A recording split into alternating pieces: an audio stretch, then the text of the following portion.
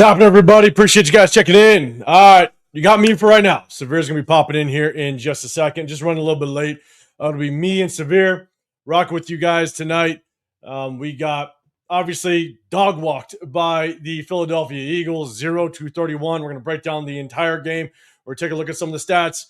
I definitely have my notes of the game. There was definitely some game situations that kind of threw a big question mark in my mind, just kind of how it was handled, the play calling at times, and situational play calling. So I definitely want to talk about that. But man, guys, let me know. Let me know your initial thoughts of what the game was like, how you think the game went. I'm definitely going to give you my thoughts. Some of the things that I was looking for right as kickoff was about to go down. As kickoff went, there's definitely something I wanted to look for, and it was going to allow me to kind of get an indication as to what the rest of the game was possibly going to look like. And so I definitely want to kind of tap into that, but I got a whole list of notes that I am going to go through and kind of share with you guys my thoughts, but also let me know what you guys think. And at the same time, there is a question that I have for the chat, and I'm gonna hit you guys with that question before Severe comes on. I'm gonna kind of wait for him to kind of get on through, but it's definitely so. I have a question as it relates to how the refs can call from up top or use some of that replay assistance. That's definitely a question I'm going to ask you guys, and we'll probably start with that, but I want to say what's up to a few people kind of popping up in here. I appreciate you guys rocking out on this Sunday. Remember, if you can, double tap that screen, hit that like button, but at the same time, I do a sub-only chat, just my way of showing my appreciation to all the subscribers. Also drop some memberships if you want to support the channel. I think what I'm going to do is against the New York Giants, I'm going to do a members only live. We're going to walk through the tailgate area, do a live stream so you guys can check it out. Hopefully the Wi-Fi and the connection is right. And if it is, we're going to go live the entire time. If not, I might cut it off and just post a members only video so you guys can see it and check out the tailgate. But also we're going to break down game film of all the free agent prospects as well as the college prospects.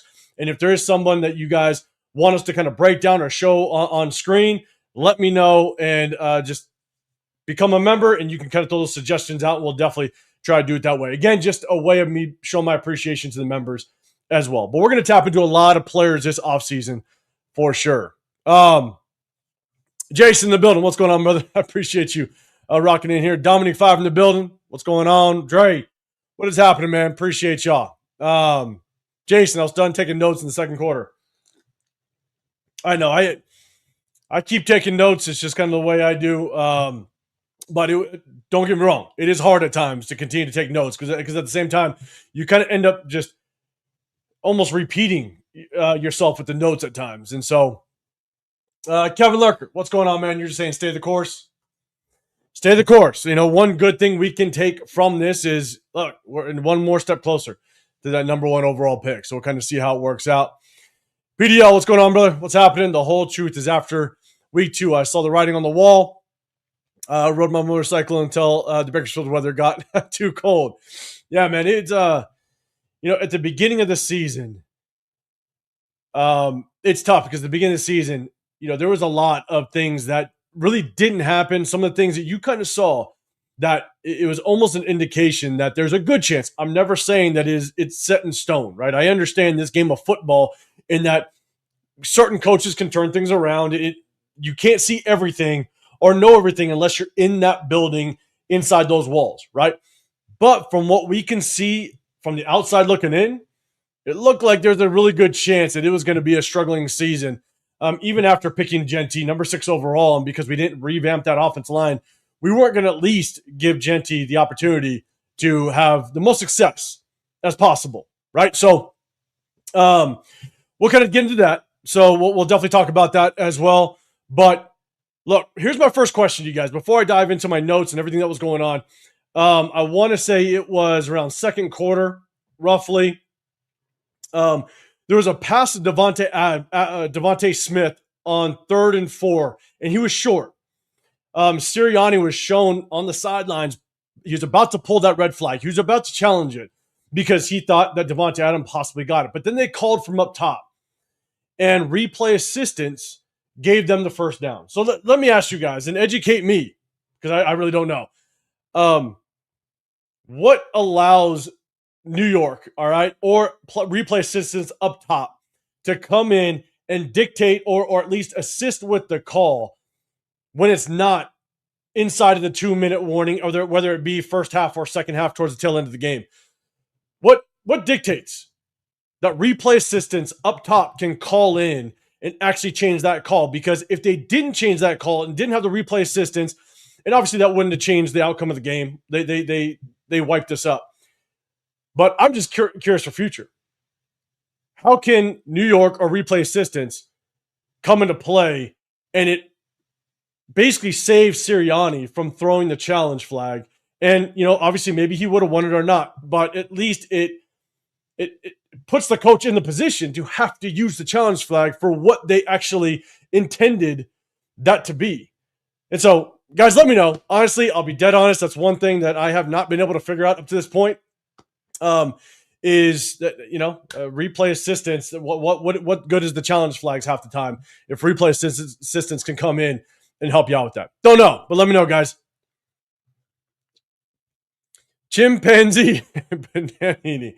Oh man, I don't know if I could rock through that entire name, but you got Chimpanzee in the building. What's going on? Appreciate y'all. Appreciate you. You also, Michael in the building. My hopium levels were way too high this season, but luckily it's almost over. And it's always, here's the thing, it's always good to have just at least some hope, right? I'll be honest, be dead honest. I was hoping that Pete Carroll could kind of turn us into a manageable organization. I thought that he was going to be able to at least be able to give us a little bit of hope, in a sense that I didn't think we were going to all of a sudden, make playoffs. That was my expectation with Pete's age, but I was hoping that we could squeak out at least 6 wins this season and just do better than last season and be competitive without all the drama that we've seen throughout this entire season. I didn't expect the drama that we've seen so far this season to happen. I didn't expect that, and I'll be very clear, did not expect that. And so that was surprising to me to have so much dysfunction under Pete Carroll. Was not expecting that. So it's okay to have hope. I'm with you. Mine was very reserved. I kind of had us around possibly 6 wins. That was what I thought it could be at best. I thought the ceiling was 7. But obviously we're 2 in 13 right now, which is kind of wild. Jason, the game lasted 2 hours and 33 minutes. It did go kind of fast because, man, the Eagles just completely held on to that clock, which was wild. Jason, all right, the new rule allows replay assistants in spot, catch, and clock calls. Also, if an error in like face mask or horse collar comes into play. Okay. All right, man, I appreciate it. Yeah, that's not. I wasn't completely clear on just kind of how that rule plays out, but man, it's good to have the call correct. But man, Sirianni, sometimes it bails out the coaches. But I appreciate you clearing that up. Michael, I was expecting 8 wins, not 2, and that's respectable, right? That's respectable with just Pete Carroll's history and what he could potentially bring to the table with his experience. That's respectable. Jason had 6 to 8 wins. Monster, what's going on? Appreciate you in here. Severe's going to be here very shortly. Appreciate everybody rocking here. Double tap that screen. We're going to get into this game, and I'm going to give you some of my hot takes. There's definitely one other take that I have, which, again, I don't understand why. I'm not seeing this player on the field, but we're going to get into it in just a second. You said, need Houston to beat us so bad the team keeps giving up against the Giants. With Kermit biting the dust, yeah, man, I heard about the injury. We have a trap game at the end of this year.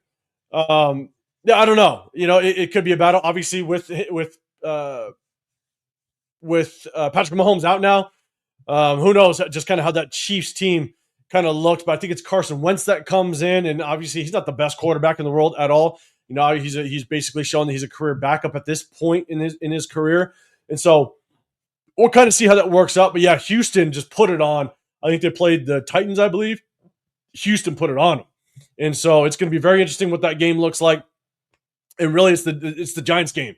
at this point that potentially could keep us out of that number one. But I'm telling you right now, I think we need that number one pick to potentially kind of try to get into the first steps of turning this thing around. There's a lot more that needs to happen, but I think that's the first step to potentially turn this thing around. Money Chuck in the building. What's going on, brother? Appreciate you popping in here. Kevin Larker, week 18 just got more interesting. It did. I think it's just gonna be a battle. It might be the battle of the defenses, and the Chiefs have a good defense over there. So, and our offense obviously looks absolutely horrendous. We'll talk about Kenny Pickett in just a second. Yvette, salute to you. Appreciate you popping in here as well. Jason, Minshew was finally able to knock Chiefs out the playoffs. Shoot, that's right. My bad. It is Minshew over there. Thank you for throwing that out there and correcting me. It is Minshew over there. So yeah, and maybe that's why, Kevin, you're saying it makes it a little more interesting. Minshew might, Minshew might have a little bit of motivation. If he's the one under center, he might have a little more motivation just to kind of give you that last little middle finger and do work. So we'll see. Hopefully it does, man. Again, Sylvier's going to be here in a second. We're going to break this whole thing down. I got a couple questions to hit you guys with before he can get in here. Pete was asked, what do we need to do to improve? And his answer was, I don't know. And that's the second or third time I've heard that. I appreciate you bringing that up because he has now said that a couple times in his pressers where he doesn't know where to go from here. And I think at one time he said this is just strange territory to him. He doesn't know what to do in these type of circumstances. And I said this in my live yesterday, and I said, I know that's not what you're saying to the locker room. That's not what you're saying to the players, but just your demeanor in itself can say 1,000 words. You don't have to say it, but your demeanor, your mannerisms can tell a lot to a locker room, and that's maybe what is being read in that locker room. But we'll see just kind of how the rest of the season plays out.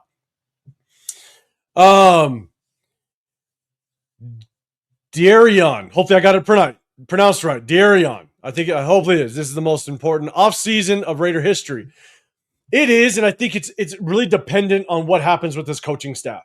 If we go out there and we clean slate and we really hit the reset button and do everything we possibly can, and we get a young-minded or a head coach that can potentially be the future. Right now, Pete's 74 years old. He's not the future, right? He's 74. He's not going to be around for the rest of his contract, most likely. All right, I'm not going to say guaranteed. I'll never say that, but most likely he won't be around for the rest of his contract. But the thing is that if we do go out and get a young-minded head coach, no matter who you guys like, you got to stick with them for at least 3 years. You got to let him develop and create a foundation in his own way. And I think if that's the case, yes, without question, it's the most important offseason because that is going to help us try to right this ship in the right way. And if it doesn't work out, at least you stick with the head coach. You let them try to build it. And if it doesn't work out, then at least you gave them the opportunity. And the next head coach that comes in here knows that you at least maybe gave somebody enough time and opportunity to give it a shot. Because right now we haven't been able to do that. And I understand why in the past, but I think we need to do that. And I think if that does happen, yes, without question, I think it's the most important offseason because we've been wrong for so long. We need to finally get it right. We need the number one pick. Yeah. Yvette, you're saying, yes, he has. That's not the right thing to say. I don't know. And it's tough. It's tough to hear it. Money Chuck. Where Pete should go from here is an RV retirement park in Arizona. Hey, look, there's plenty of retirement homes here in the Vegas area. He doesn't need to go far, but any retirement area might go right. But I wouldn't be opposed to Arizona either. Jason, if they retain Pete, I'm going to say this year was intentional. I mean, maybe that was the plan, right? Maybe that's what he's selling the front office and Mark Davis. So we'll see. We'll see how it plays out. It just sucks. I don't really know what's going on through Mark's head, to be honest. We're going to talk about Kenny Pickett in just a second. Again, I'm going to break out the stats. We're going to talk about the game. There's definitely some situations that I'm not sure why he made certain decisions within the game. But one of the things that I was looking for to start out this game was how was this team going to adapt to the cold? I want to see just kind of how they started out the game. If they started out the game fairly strong, I think that they could have carried that throughout the rest of the game. Being an indoor team, and now you're playing. I mean, it was basically you saw snow falling, right? You want to see just kind of how this team is going to adapt to the cold to start the game, and we let up a touchdown to start the game. That's one of the things that I cannot stand with Patrick Graham. It's kind of been his MO the last couple seasons, and it's definitely been a knock that I've had on him. No matter what scheme he has to run, even having the scheme he has this year, I've always wanted to see Patrick Graham to start the game strong, and it was going to be so important for them to start strong in this game because of the cold. And if they didn't start strong, then I think the cold was going to play a factor and it was going to affect them. And I'm not saying that's the only reason why we got our ass handed was 0-31, but that's definitely something I want to see to start the game, because anytime you have a West Coast team or a dome team playing out in the cold, you definitely want to see how they're going to adapt to it, and you can kind of get a tell for what it's going to look like at the very beginning of the game. And unfortunately, we let up a touchdown very opening drive, and I think it was going to be a making for a kind of a rough game. That's just my opinion. The other thing, one thing that Pete Carroll can help out with is just the situational play calls, right? The decisions in certain situations throughout the game. And I'm going to give you one situation. And it was on our first drive. It was our first drive, and guys, let me know if you agree or disagree. It was the first drive. Philly went down and scored 0-7. And we went for it on 4th and 6 from our own 33-yard line. My question is, why don't you kick the field goal and try to get points early? We've been struggling all season long to put points up on the board. And points aren't going to be easy to come by given all the the shortcomings that we have on this offense. Right? Bad offensive line. The running game was probably going to struggle. You got Kenny Pickett starting for the first time this season, a struggling receiver core. And so, first drive of the game, down 0-7, 4th and 6 from our own 33. Why don't you kick the field goal and put points up on the board? Get a little bit of momentum after they just scored 7 points on their opening drive. And so I had to go back and look and go, dang, what was the yardage on that? And even though Daniel Carlson has been struggling this season, I understand that. You got to take every opportunity you can to put points on the board with this offense. And it was early enough to where you didn't have to take that risk.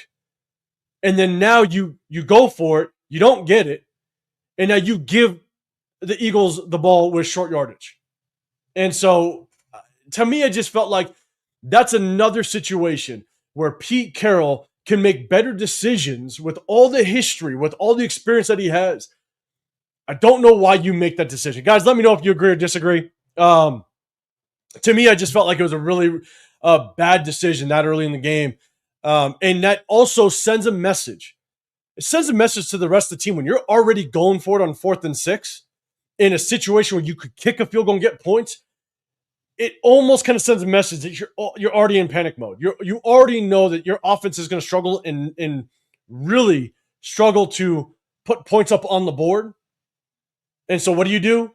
You go for it in desperation mode to try to get 7 as opposed to just take the points early on and try to get some sort of momentum. That, to me, it was just tough. So, guys, let me know if you agree or disagree. I got another thing that definitely I just question.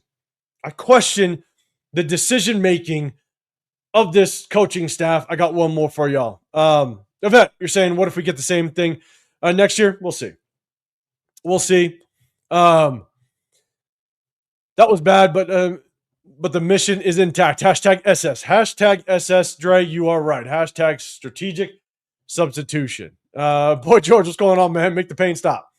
Hey, let's let the pain roll for 3 more games.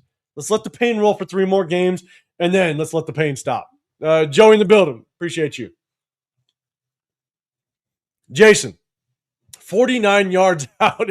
49 yards is not out of range. I agree. I think that they were wanting 7 no matter what. Yeah. You're already in desperation mode to get touchdowns the opening drive of the game, and that's what that told me. I mean, you're literally in field goal range. It's 49-yarder. that's well within Carlson's range, and you opt to go for it on 4th and 6 on your very opening drive. To me, that sends a message to the rest of the team that you're already in desperation mode. What up, Severe, man? I know you're going to pop in here in a second. Almost as bad as taking an unexplosive running back at 6. We'll talk about it once you get in here. I know people are already kind of getting at me on a short that I posted, questioning whether or not Genty was worth it at 6. But we'll wait to talk about that when you get in here. The only thing I'll say is, look, it's not just because you say Genty isn't worth it at 6 doesn't mean that he's going to be potentially a good running back. Just not worth it at 6. But we'll get into that when you get in here, big dog. The Wizard. We need to stop with the personnel changes every year. We do, but this is a very unique situation. And I'm with you. If Pete Carroll was 50 years old, or we knew that Pete Carroll could potentially be here for 10 plus years or 12 years or so, you know what I'm saying? Then yes, I'm with you. Let's just continue and try to trust the process, especially with Pete Carroll's history. But he's 74. He's 74. And there's one other really big point that I want to make with Pete Carroll is that right now he's on a 3-year contract with a 4th-year option. I feel pretty confident that he's not going to last the 3 years. All right. If you want to sign a top-tier free agent, and I have a ton of other reasons why I think we need to move on from Pete Carroll at this point because of his age, is if you want a top-tier free agent, a lot of people are talking about Linderbaum from the Baltimore Ravens. There's other top guys that are going to want to go. There's going to be a ton of teams that are going to want these top-end free agents. Free agents they're going to want to go somewhere where not only are they going to get paid good money, right? They're going to want to look at that dollar sign, number one, but they also want to go somewhere where there's stability. And a lot of free agents, top-tier free agents, will want to sign a 3 to 4 year contract. Why would they come here when you got a head coach that potentially is out by next year, maybe even the year after that? And then a brand new regime comes in and maybe you're not part of this, part of that regime's plan. So if you know you're going to come in here and there's possibly going to be a regime change through your contract, why would you come here when we're as dysfunctional as we are? Like that's my biggest question. Unless you're coming here purely for the dollar signs, then maybe we can make it happen. But if you want to come here as a free agent, a top tier free agent, why would you come here when you're going to play for a head coach that could potentially be out at the end of next season and then everything's going to be flipped upside down? A new coach will come in here. You might not be in their game plan, and now they're going to potentially ship you off, and now you have to change teams. Potentially. I'm not saying it could happen, but why would you take that contract or come here when you're a top-tier free agent and you might have 4 or 5 other teams offering you top-tier contract? Why would you take it with us? That's all I'm saying. That's another reason why I think it's time to move on from Pete Carroll. I am not a fan of constantly being this revolving door of coaches. I'm with you. That's what I'm saying. The next head coach has to be of the age that you can rock with them for 12 plus years. But the next head coach, you got to give him 3 years. Got to give him 3 years to at least try to trust the process, if at all. Try to prove to other candidates that you'll give them the time. But because Pete is 74 years old, man, I think it's just time. It's time to move on because of the dysfunction that we see. Okay, another topic about this game, but I definitely want to see what everybody else is saying. David and Bill, what's going on, man? It seems like this was a rebuild with all the first-year contracts. So keep in mind, I said this months ago. I think that it was a rebuild in Spytek's eyes. The moves that Spytek made and the contracts that he put in place looked like rebuild, had rebuild written all over it. But I don't think that was Pete Carroll's mindset. I think Pete Carroll wanted to win now.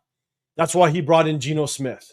And so I think from the very beginning, from free agency, the moves, I just think those two were on completely different paths. Now, head coaches your job is to win. Like, you always want to win. But behind doors, behind the scenes, the front office and head coach, you have to be on the same page, right? A head coach's job is to win. And so I don't fault him for wanting to win, but at the same time, the dysfunction that they have created has not helped in the winning process. But I think Pete Carroll was truly on a win now mode, which doesn't surprise me. He's 74 years old. Yvette, I feel you. But again, if we keep these same coaches with no record of success like Pete, I get keep Pete, but we have to let go the rest. Are you thinking the rest of the coaches? Is that what you're talking about? Is keep the rest or get rid of the rest of the coaches, but keep Pete? Hopefully, I'm following you. Dre, what's up with Devin White? Not finishing plays again. Bench his ass, boosting his ass for 16 tackles. I didn't catch a lot of that. I'll go back and watch the film.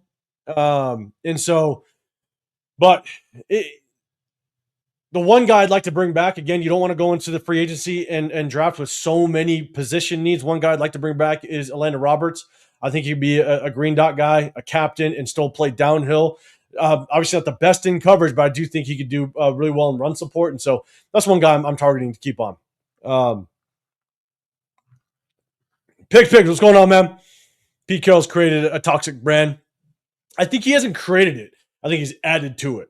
He's added to just the toxicity that we have created with this just Raider brand at this point. And so that's why I think it's going to be really, really, really hard to get a top-tier head coach to even accept this job unless we create the perfect environment for him.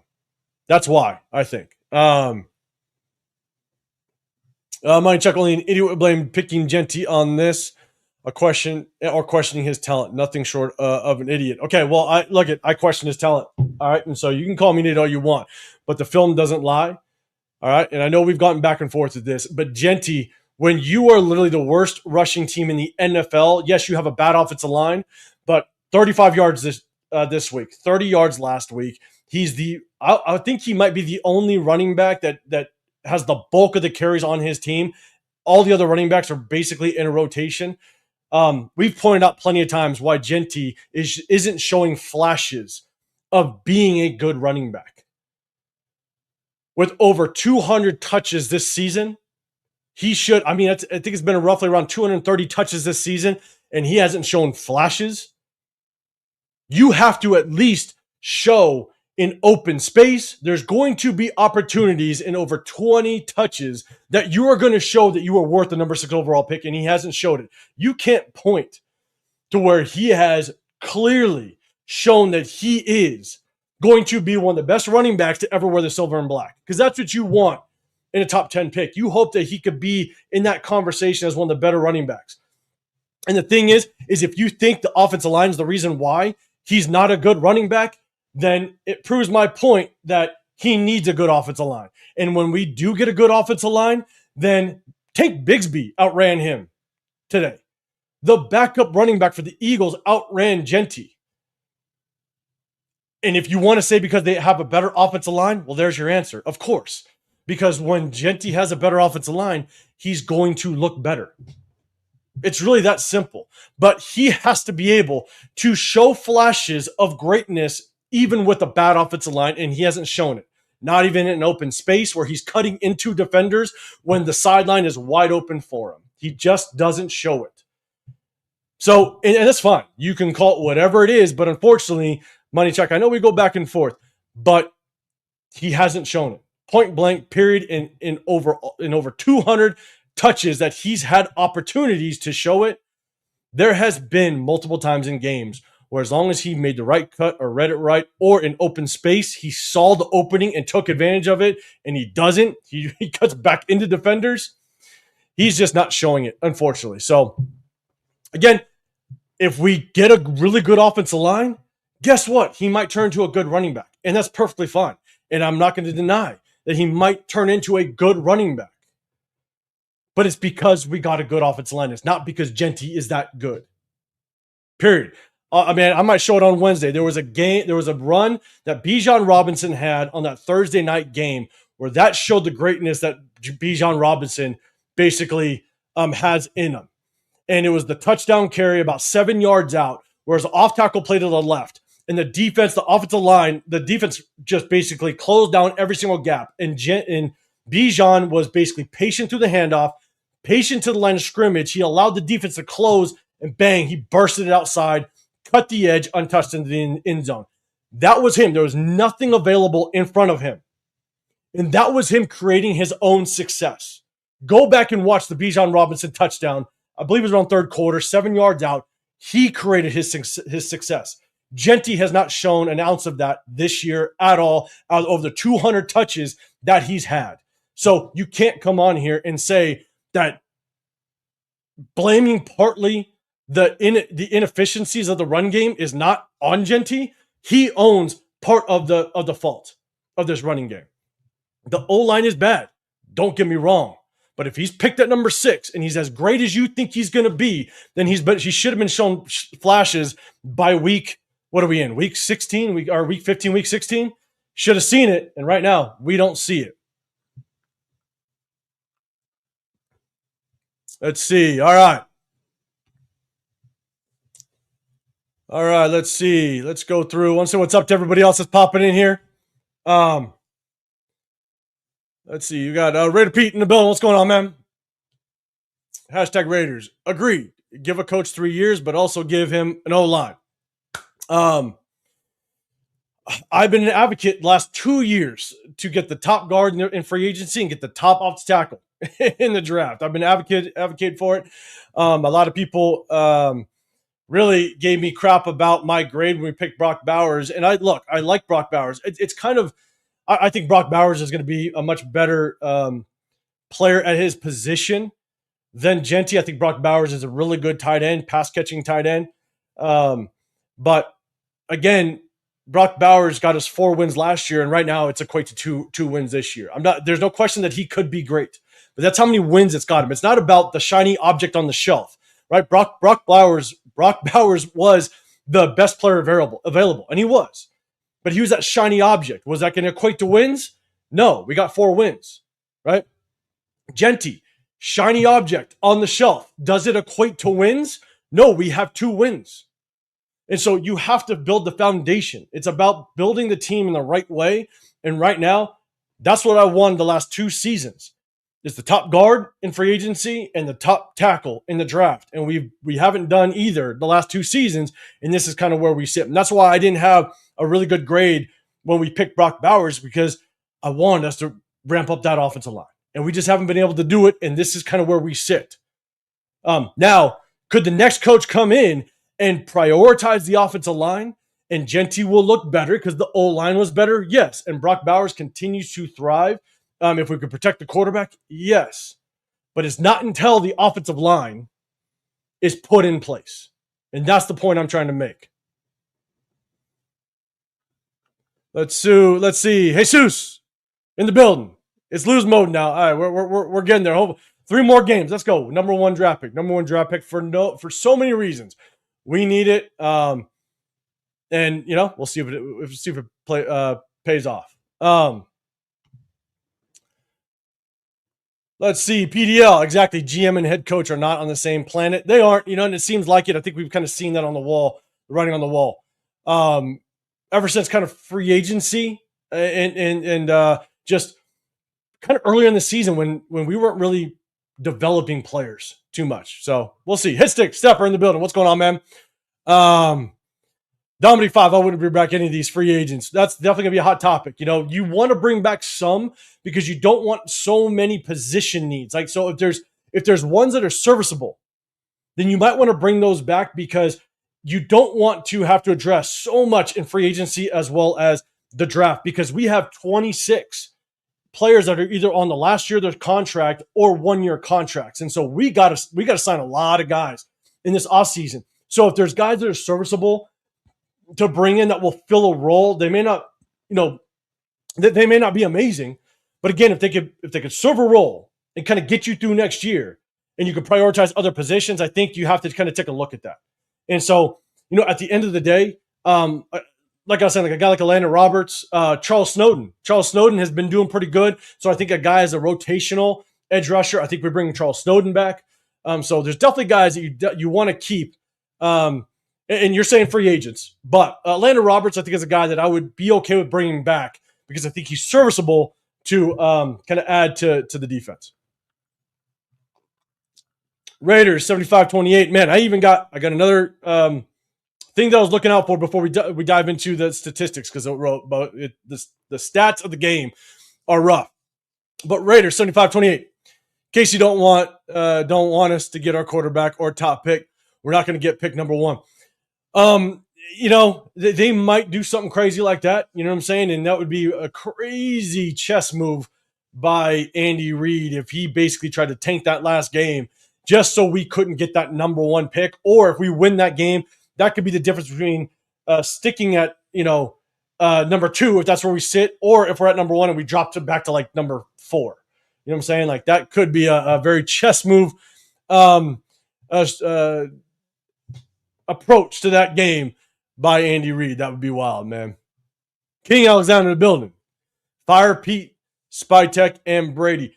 The only thing I'll say to that is I do think, as much as I don't agree with Spytek's, some of his free agent moves and stuff like that. Obviously, Oz Kappa was wild. But in the effort to show some consistency and some we have been an organization that have just completely been a revolving door. And when you have candidates, whether it be GM candidates, head coach candidates, as an outsider looking in, if we keep just shuffling,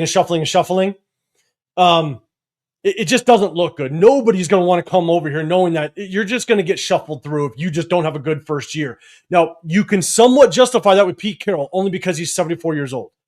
Just because he is old. You can somewhat justify that. But it's not good. It's not a good look. Don't get me wrong.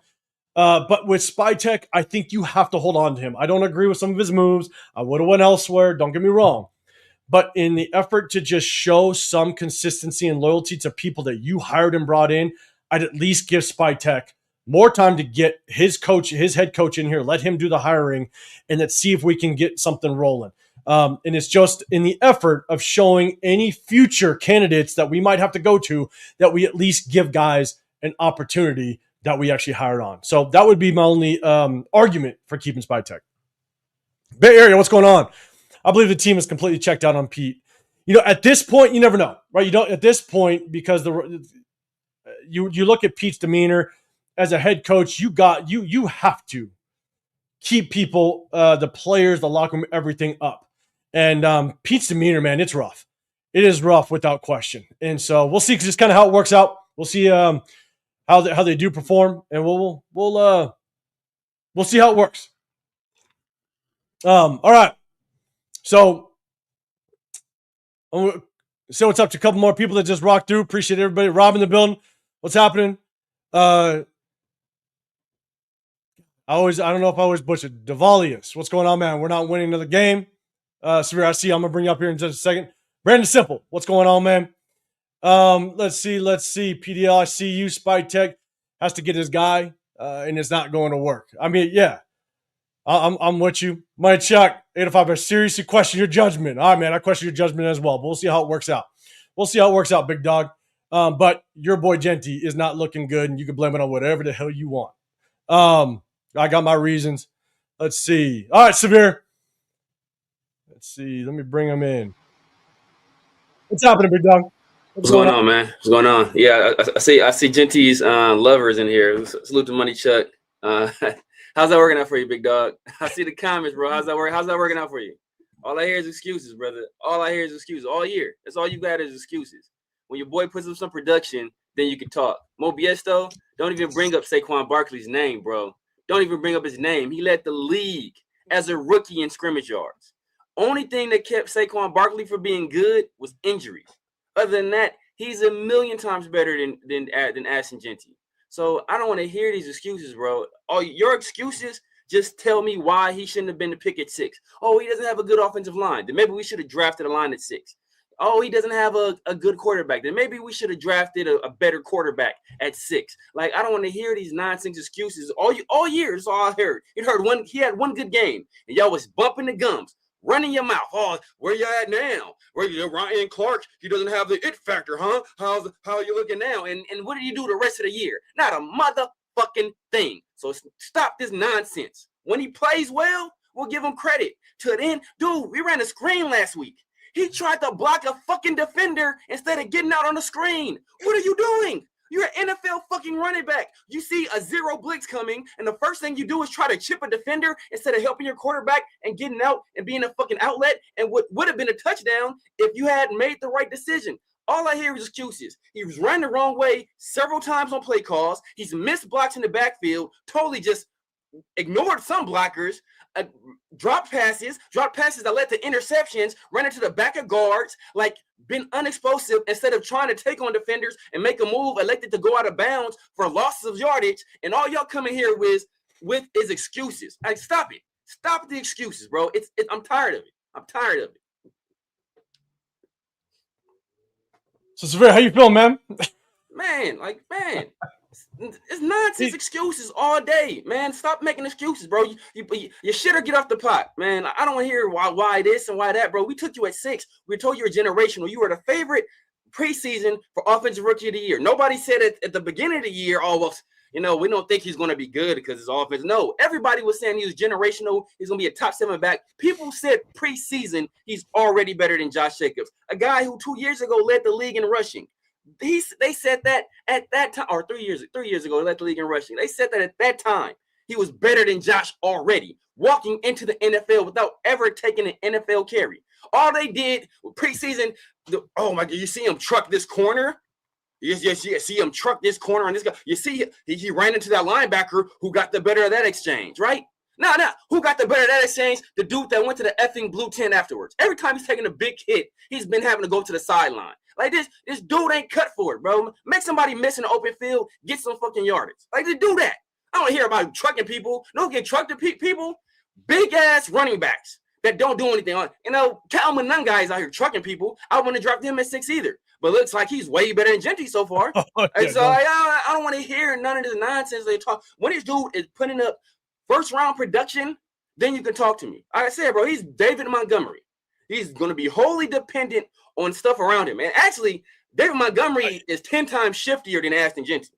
10 times shiftier than Ashton Genty. So they're about the same speed, but David Montgomery actually got he'll put you in the blender and get on. I ain't seen Genty do that yet. Not even one time. 200 plus touches this season. We're not seeing the number 6 overall pick. And I'm saying flashes. I just want to see flashes. A couple times a game, here and there. We don't even see that, and that's fine. Like people that want to continue with Genty, you keep doing. You keep holding on hope. That's cool. You do you, and let's see. But Bay Area in the building. What's going on? We're going to say what's up to everybody else that's rocking with us. Brandon Simple.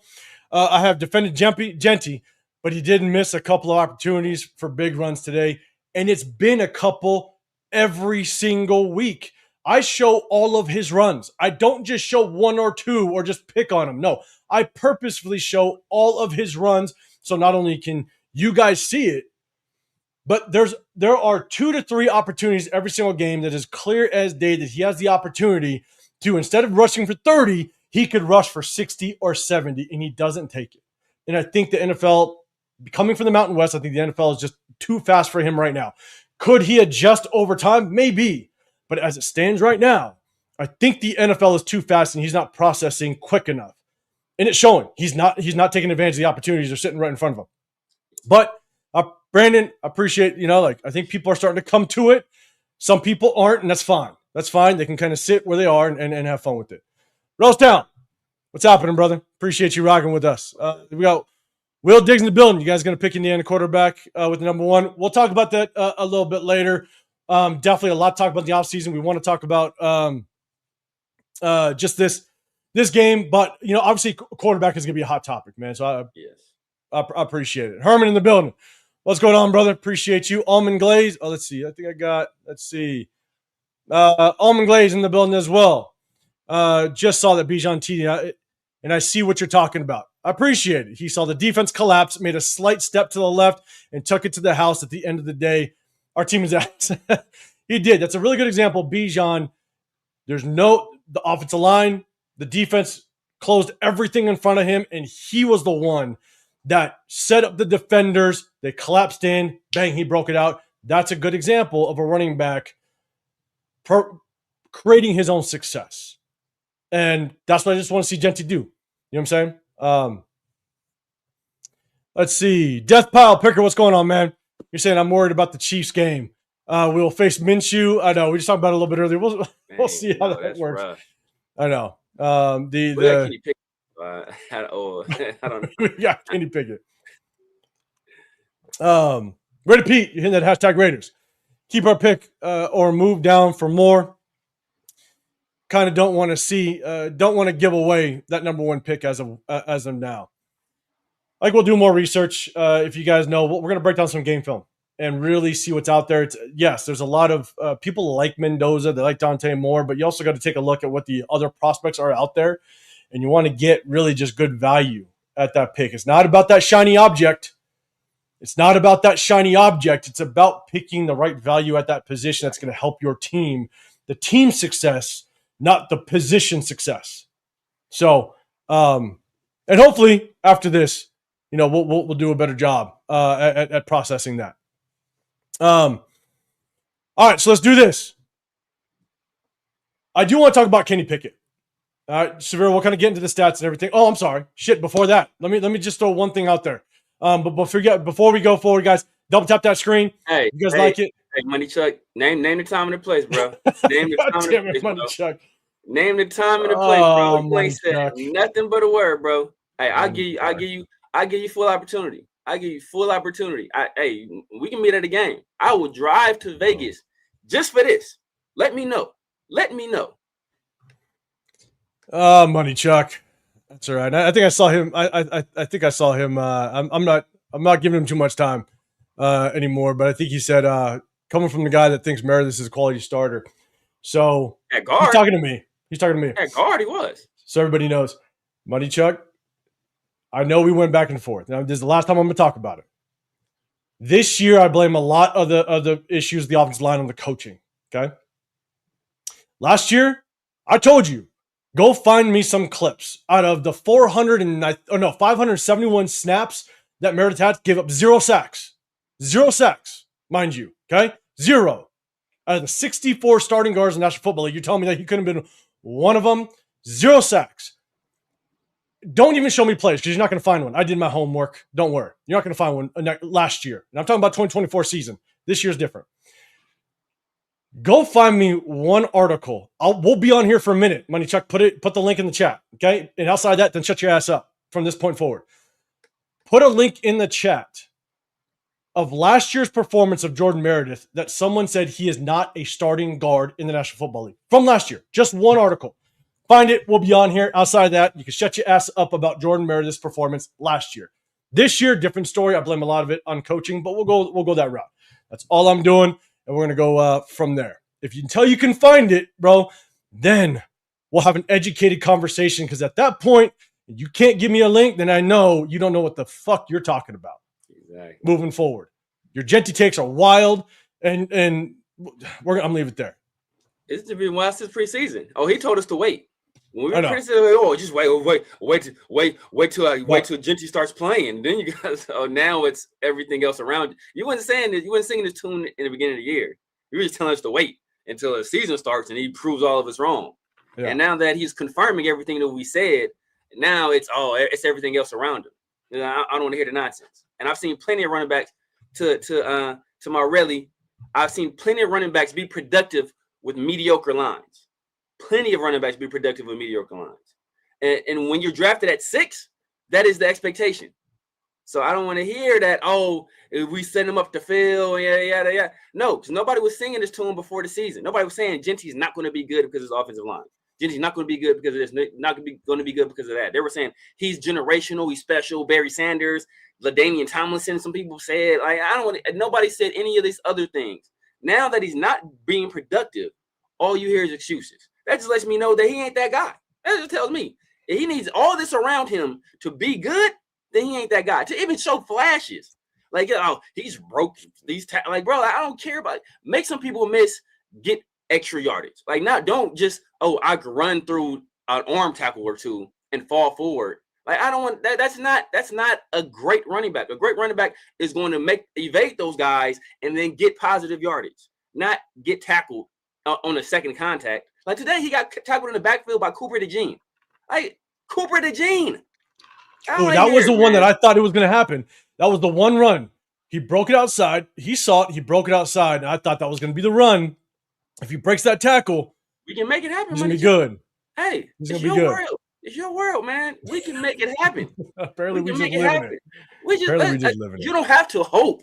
We can literally make it happen. It's not a hope or a wish. Name the time and the place. Oh, man, Money Chuck. We're going to leave it there. Here we go. Joe, it's only 1 year. If you're talking about Genty, you're right. Like, look, It's only 1 year. it's just 1 year. We'll kind of see how it plays out. We're just telling what we see right now, which is why the running game as a whole is struggling. So Yes. It's just 1 year. I'm with you. You know what I'm saying? Like, we'll see just kind of how the offseason works, how he adapts and stuff like that. But right now, it's just not looking how everybody was thinking it was going to pan out by picking the shiny object at number 6. Yeah. We'll see how it works out, though. And nobody's saying he's a bust or he's never going to be productive. It's just that when you're drafted at 6, the expectation is that you elevate those around you. You make your guys right. And what he's been doing is, like, when there's holes, like we've shown clips, watch our film shows where there's literally holes directly in front of him. And he elects to go the opposite direction. You literally, like, you would have to, like, he's done things where you would literally have to go out of your way to get tackled. And he does it. Literally, like, just run straight and you're getting positive yardage. And he's like, man, I got to go this way. Like, I'm going to go into the defender. Wait, this body is over here. Let's go get it. It doesn't make any sense, man. It makes no sense. Oh, man. 30 yards last week, 35 this week. It's a rough go. What up, Rafa, man? Appreciate you popping in here. Hey, make sure you guys go hit up Rafa's channel, man. He's always going live, man. Salute to you. Appreciate you popping in here. John Fallon, what's going on, man? What would you pick to be our head coach? I like Clinton Kubiak. Severe, I know you like Matt LaFleur. Yeah. I think you're a fan of him. And so Mike. Was it Mike? Mike is the brother, I want to say. Matt is in Green Bay. And look, both of them great history, stuff like that. I think it's just preference at that point. But both of them have really good history in the NFL, and I think that they could be both good candidates. I like Kubiak, but again, a young offensive-minded head coach, I wouldn't be mad at. But Kubiak would be my first go. But I got to say what's up to this guy, because as soon as it happened in the game, I knew he was going to be here. And shout out to him. Oh yeah, I talk to some mess of my army now. Yeah. Hey man, he had TFL, and he had that really good play on Hurts where he was spying him. Well, I think it was I saw it down, right? And he made him throw that Aaron pass to Bigsby, and Bigsby dropped it. I was like, all right, Tommy, all right, big Ami out there look at you out there making plays on defense, dog. Let's go, Tommy, my arch nemesis. So look, Coach, shout out to you. Hey, he showed some flashes. So for you on Wednesday, I'll bring them up. We'll show the crowd, man. Tapping it was on Wednesday, man. I'll do it for you. All right, Brimblum, what's going on? I see you in the building. Appreciate you rocking out here. Let's see. Who else is in here? That is my relative. It's my literal cousin. It was his birthday. The only reason I'm not cooking him because it's his birthday. Is it Brimblum? Really? Yeah, that's my. It's my. So the only reason I ain't cooking him because it's his birthday. I'm gonna get him in person though. I'm gonna get him in person. We're gonna get offline. I'm gonna get offline. I love it. All right, so let's do this. Okay. Let's see. PDL. I can't argue with any of that. We're all just arguing around here. El Campo, what's going on, man? Shout out to you. Hey, we got Loon in the building. What's going on, brother? Appreciate you rocking in here, man. Toasty topics. You have the worst O-line in NFL history. No running back ever has success by a bad O-line. That's why we only want to see flashes. That's it. We do have a bad O-line. We're not going to disagree with that. There's no disagreement there. What up, Jason? What's happening, brother? What is going on, man? All right, cool. I'll get to the rest of everybody in just a second, but let's get to the next topic, guys. Let me know what you think. I definitely want to wait to get Severe's take on this. But really the big bright spot from last week was Cedric Jackson. And no Cedric Jackson. Deontay Thornton, I think, was activated off of the concussion, I think. Yeah. I don't think I saw him on the inactive list. We broke down just the route that he had late in the game when the defense is trying to keep everything in front, and he was able to kind of get behind the defense. Really good route by the young kid. I definitely wanted to see more of like a 70-30 with Tyler Lockett. I wanted to see that kid just get some burn, right? Just let's see what we have out of him, and we can maybe prioritize him before the season end and really get him on that to that 53 and see what he's got. Yeah. Didn't see him at all. Which I think it just kind of goes to the narrative, unfortunately, that they're just not looking to develop young players. Caleb Rogers, he had a rough day today, but at least he's playing. At least we're trying to get him some time, or we're trying to see what we got in him. We're trying to develop him a little bit. But we got to remember, the only reason why Caleb Rogers, I think, is playing is because of injuries that have happened to offensive line. Exactly. Meredith was out. JPJ's out. Putnam is god-awful. But the only reason why Caleb Rogers is getting some burn now, I think, is because of the injury. So why don't we see Cedric Jackson? Chat, let me know. I'll try to bring it up. But Severe, yeah, any clue as to why we just don't see this damn kid based on what he did last week? It makes no sense. It makes absolutely no sense at all. Not his first NFL catch is a touchdown on they're playing off coverage, so it's in a scenario where you would think it would be difficult to catch a long touchdown pass. They're doing what they can to take that away, and he sets up the route nicely. Understands the positioning of the players on the field. Kenny Pickett delivers a nice throw. It's a catch for a touchdown. Let these guys try to do that again a little bit. I don't see why he's not on the football field consistently. He's probably, outside of Trey Tucker, he's probably our most athletic, dynamic, player. Dante Thornton has good straight line speed, but he's not a guy that moves laterally very quickly at all, as evidenced by his route running. So Cedric and Trey are probably the only two guys we have that can do that. And to not try to take advantage of them, at least on some short stuff, if you don't feel, hey, you know what, we can't take 5-7 step drops because his pass rush might get to us. We're dealing with the offensive line. Okay, man, give him some stuff where some catch and run opportunities like that. Do that. But to not see him on the field at all, man, it's ridiculous. And it just shows you that Pete Carroll, he cannot be the coach next year. He cannot be the coach. And I've been a guy that, I don't want to see all these changes and all that stuff, but he cannot be the coach next year. I saw the post-game presser. Oh, my God. Oh, my God. Yeah, it's bad. He was he said he didn't think the team would be this bad because he's never coached a bad team like this before. I'm like, bro, that's not how this works. Did you know?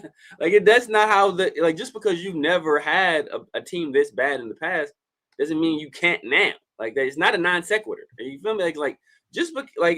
That's not aligning. So his decision making is horrible. That they're going for it on the fourth down is just desperation move, and it's just, bro, just get the season over with to get this guy out the building. I'm with you. That pressure was brutal. That pressure was brutal without question. And I want to respond to this. Toast topics. I think Raiders management did Jency disservice by drafting him. They did themselves a disservice by drafting him. Yeah, but you could be right in a sense that because it just wasn't worth the draft pick, right? You don't pick somebody that high when you have so many issues, and then you don't address the issues. So I'm with you. Just could have been a disservice as a whole. LS in the building. What's going on, man? And this was a wild comment by LS yesterday. I went live yesterday. Yeah. And he said didn't have to clap. He basically put, God, LS, how'd you put it? Basically, it's like putting shit in your hand and clapping. And I was just like, God damn it, man. I was like, I've never heard that one before. And I was like, that was brutal. That was brutal. I almost didn't get through the whole live after that. LS, man. It's funny shit. So I see this. Man, just the Star Assembly. D-Star Assembly. I think that's it. Caleb John's my guy. Still need help in the secondary, and that's the dude has an amazing sight as well as one of the best tackling techniques I've seen in the NFL. I know some people are high on him, so we'll definitely take a look at that. We're going to break down college prospects. Trade back scenario. Yeah. I can see, impact safety. like it's almost, we took a non, like foundational position when we drafted Bowers, and it worked out. We did it with Genty. So far, it hasn't working out. So if we do that again, like, it could. At the time, he might very well be the best player on the board. But then we also have to make a decision at that time. Do we do this again, where it's like, we draft a safety unless you feel he's going to make like a Kyle Hamilton type impact on your team, where he's playing at all three levels, playing in a nickel, doing all this stuff. And I don't know at the NFL level, is he capable of playing it in a nickel? Is he like a Derwin James type of guy? Like, that's the kind of guy he would need to be to justify picking him top 10. And, he's very good, but I don't know if we're in position to take a safety. That, in my opinion, that's still kind of a luxury. Yeah. We're going to beat this pretty bad. And the thing is Toast Topics are saying, name a running back that was good behind a ranked offensive line in the NFL in the entire history of the NFL. Oh, wait. It's severe. Correct me if I'm wrong. I'm just going to say this. You're missing the point.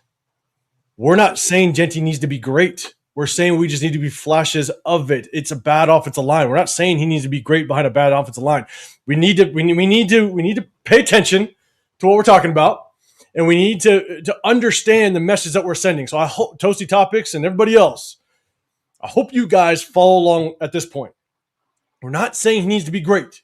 We're not even saying he needs to be good. We're saying that he needs to show flashes of why he's going to be great when all of a sudden we get a good offensive line. When the good offensive line hits, I want to see the flashes of him being good now. Just the flashes of it. It doesn't have to be great. Yeah. So that's it. Like, I don't know how else to like explain it to everybody. I think Genty has, does he have, how many 20-yard plus runs does he have? Does he have just a one all year? 120-yard plus run all year? The Chicago one? Is that the only one he's had the entire season? I think it's the only one. I think so. Yeah. It's one entire season. Trevion had 2 today for touchdown. You feel me? It's like, like, show something. And one of them, he was boxed off. They closed on the play. He made a move, cut back, outran the defender, and he went for a touchdown. But Drake May helped him downfield to score. He laid the last block, but he created, it was a 60-something yard play. He created like 54 of the yards himself. And then Drake May helped him get the last 10. So it's like we have to see that kind of stuff where he's creating for himself, not wholly depending on everybody around him. And there's been opportunities where he's had, like he didn't even have to create for himself. He just had to make the right decision, make the right read, and he's there. And he's not doing that. We need to get him out of his zone scheme. He needs to have a dedicated running lane for him to go through, because his decision-making on these plays is not good. We need to tell him, hey, you know what? You're running through this gap. We're going to set you up to run through this gap. You run here. Because obviously we thought he was going to have elite vision, and maybe just the Mountain West, it was different. The speed of the game is different for him. He's not making it. He's tiptoeing behind the line. The 805, I mean, Chris talked about it all the time. These guys were, there were DBs coming forward to smack running backs in the running game. What you want is your running back to stop his feet behind the line of scrimmage, or start tiptoeing behind the line of scrimmage. He's tiptoeing like he's Le'Veon Bell. Hey, bro, you're not. You're not at all. And you're Alexander Graham Bell. We about to phone this shit in a minute and get you the fuck out of here. LS, you said I got barbecued on other channels for calling it a bad pick on draft, and I can only assume what channels you were most likely on. And I think that's the hard part, right? It's like, look, on on all the other bigger channels, the Mitchell Wrens, even I'll say it, I don't give a fuck, like the Graphs and the Wasteds and even the Samoans and stuff like that. On the bigger channels that have a bigger reach, they set that, like, they planted that seed in everybody. They planted that seed that Genty was it. That's got to be the pick, and everybody drank the Kool-Aid, and we got 2 wins. You know what I'm saying? And so it's unfortunate. And I'm sure you probably did, unfortunately, and that's just the reality of just this the YouTube world, the content creating world. You know what I'm saying? There's some bigger voices out there, and shots of them that got bigger channels. That's great. You know what I'm saying? But they were on their high horse saying Genty was going to fix it all, and this is where we sit, dead last in rushing in the NFL. So it's tough. What up, House Junkies in the building? What's going on, man? Francis the Sith in here as well. Appreciate y'all, man. Yes, LS, I told you, less than 10 snaps. Never in doubt. You did. You did, big dog. Crazy. That's Um, crazy.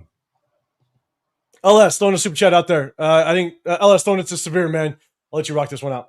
I keep saying it, but we got to get rid of Pete now. He's costing us crucial development time for the younger guys. Don't even get me started on pick one. Yeah, man. And that's the thing. Like, I just think that because of the reverence that the league has for Pete Carroll, I don't think they're going to do him like that. I think that even going to cause them some hesitation in terms of firing him. It's just been so bad that at this point you have no choice. Like 8-game losing streak, that's going to likely extend to 10, right? So like it's as bad as it. It's extended to at least to 10. So it's as bad as it can get right now. He obviously is lost. These post-game pressures is just. It's sad to see at this point. Like he's just a shell of himself. He's at his wit's end. We have no choice. We have no choice. Hopefully, he does the noble thing and he realizes that he's done. He doesn't have his fastball anymore. He needs to get up out of there. But he's a competitor at heart. He's a guy that played the game, been coaching the game for a long time, had a lot of success coaching. So he might be a guy that I can make it right. And so we might have to force him out. But hopefully he sees the writing on the wall and he just steps away and maintains some level of dignity at the end of his career. Yeah, and shout out to Toast Topics. Appreciate you and Scott Roddick, salute fellas, man. I was at the game today, and to watch the Eagles rush for and still get to pick it when the Raiders were in a max protect is truly pathetic. And we're going to get into the kind of stats of it, and even with Kenny Pickett, that is somewhat of a mobile quarterback, right? It's still like I think that's the tough part is, in the NFL, these edge rushers, these defensive linemen, they are athletic. Like you're not going to have just a semi-mobile quarterback and be able to run all over the place. I mean, these are fast, athletic human beings, and so even with a guy like Kenny Pickett that can move around a little bit, it's going to be tough. But we'll talk about Kenny Pickett in just a second. But hey, shout out to you, man, for going out there in the cold, man. I saw Jeff was out there doing some lives. I was like, damn, bro, it's cold as shit. I think Jeff, Meyer was out there. Jeff sent me a picture of him and Meyer. I think they met up. It was like a meet and greet out there, and they met up. I saw that. Hey, man, salute to the people. Look, man, you guys are better than me. You guys are better than me. Salute to you guys still spending money to go support this team and go out in a frigid cold and in a hostile environment in a situation where it's very likely we're going to get our asses whipped. You still go out there and support, man. Hey, power to you guys. If we can get that same dedication in Vegas, we can build a beautiful thing down there. But unfortunately, when you're on the West Coast, baby, you got to win. you got to win to generate some kind of attention, man. So or have a star player, which is why Mendoza could possibly, maybe that might build some excitement.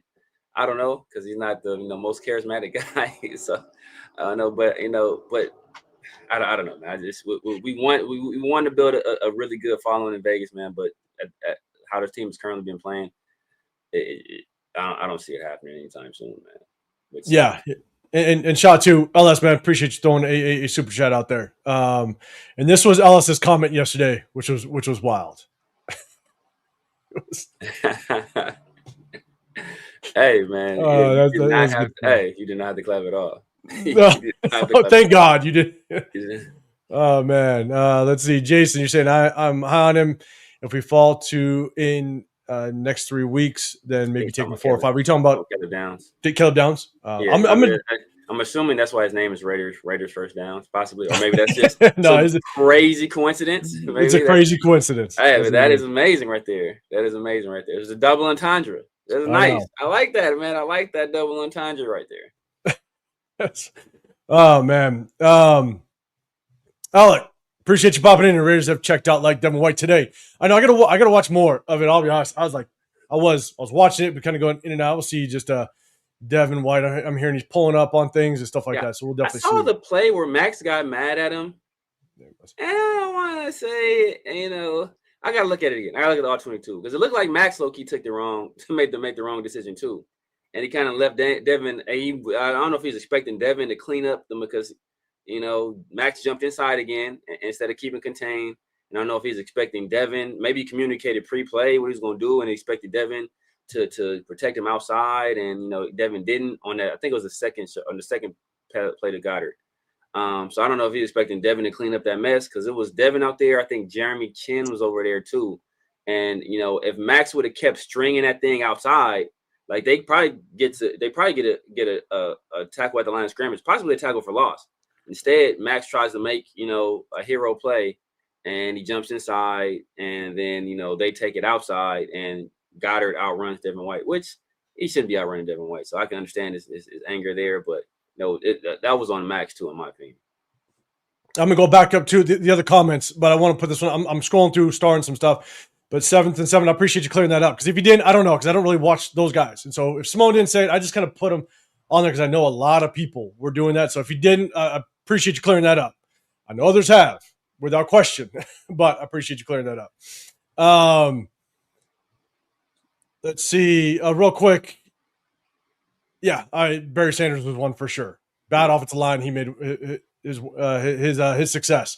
And then Severe, I'm only doing this. You got your cousin. If you want to respond to your cousin, I'll give you the floor for just a little bit while I go through these comments and star some others. No, yeah, I'm missing the point. How can he show flashes when he's getting hit by? He's not getting hit whenever he hits the ball. That's the problem. Not always. There are times, but not always. Yeah, there are plays where he gets hit behind the line of scrimmage.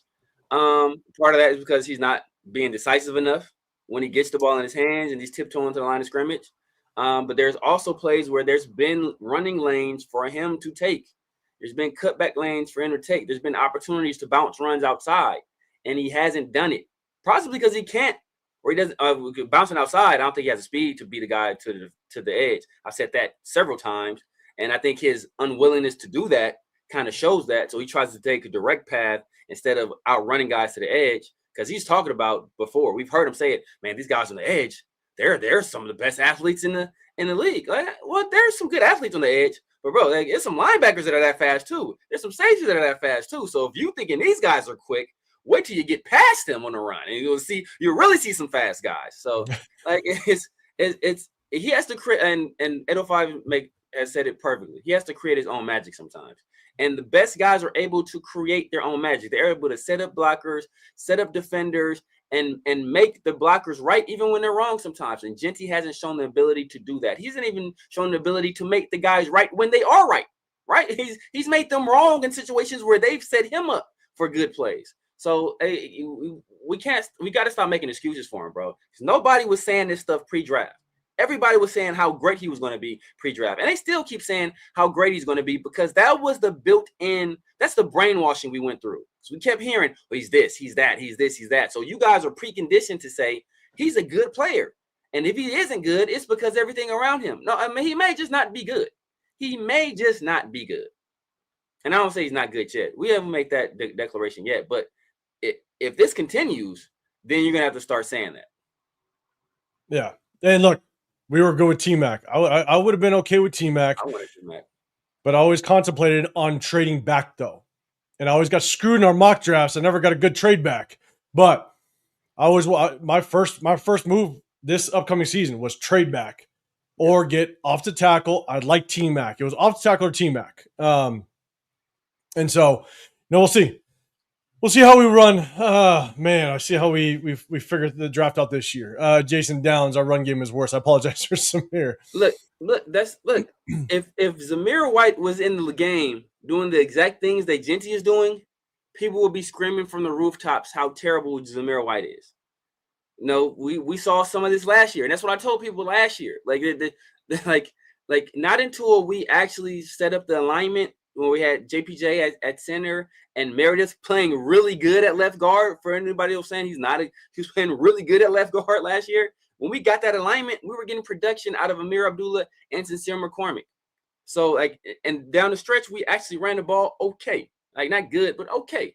Better than we saw in the beginning of the season. But in the beginning of the season, Zamir White was seeing a lot of the same thing we're seeing right now out of Ashton Genty. But people just said he sucked. So, they blamed him instead of blaming the offensive line. But now that it's Ashton Jeanty, we took him at 6, and he's supposed to be this and supposed to be that. Well, then now it's everything around him instead of actually him. So that's the double standard you're seeing.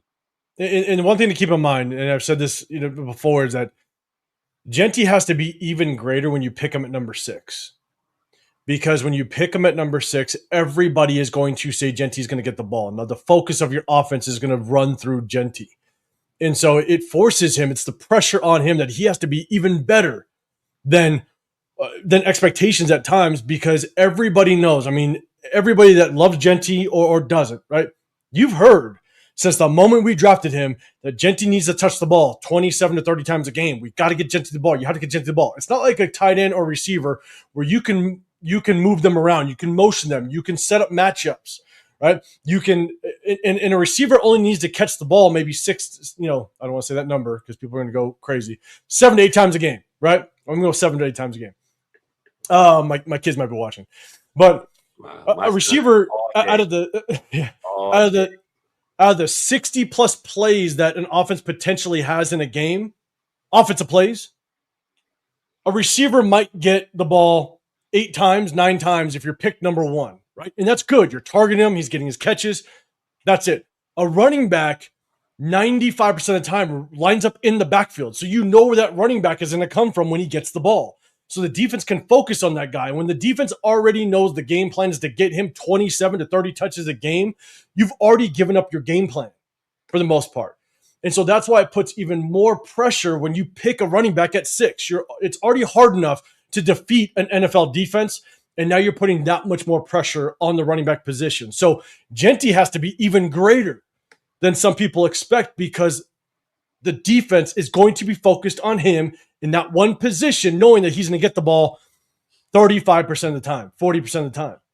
And that's just what makes it that much difficult. And that's why I'm not an advocate of picking a running back that high. One of the reasons is because you're giving your offensive game plan away to the defense. So you better be not only damn good as a running back, but that offensive coordinator better be so damn good at scheming that player open and putting them in situations to succeed that it's a lot of pressure.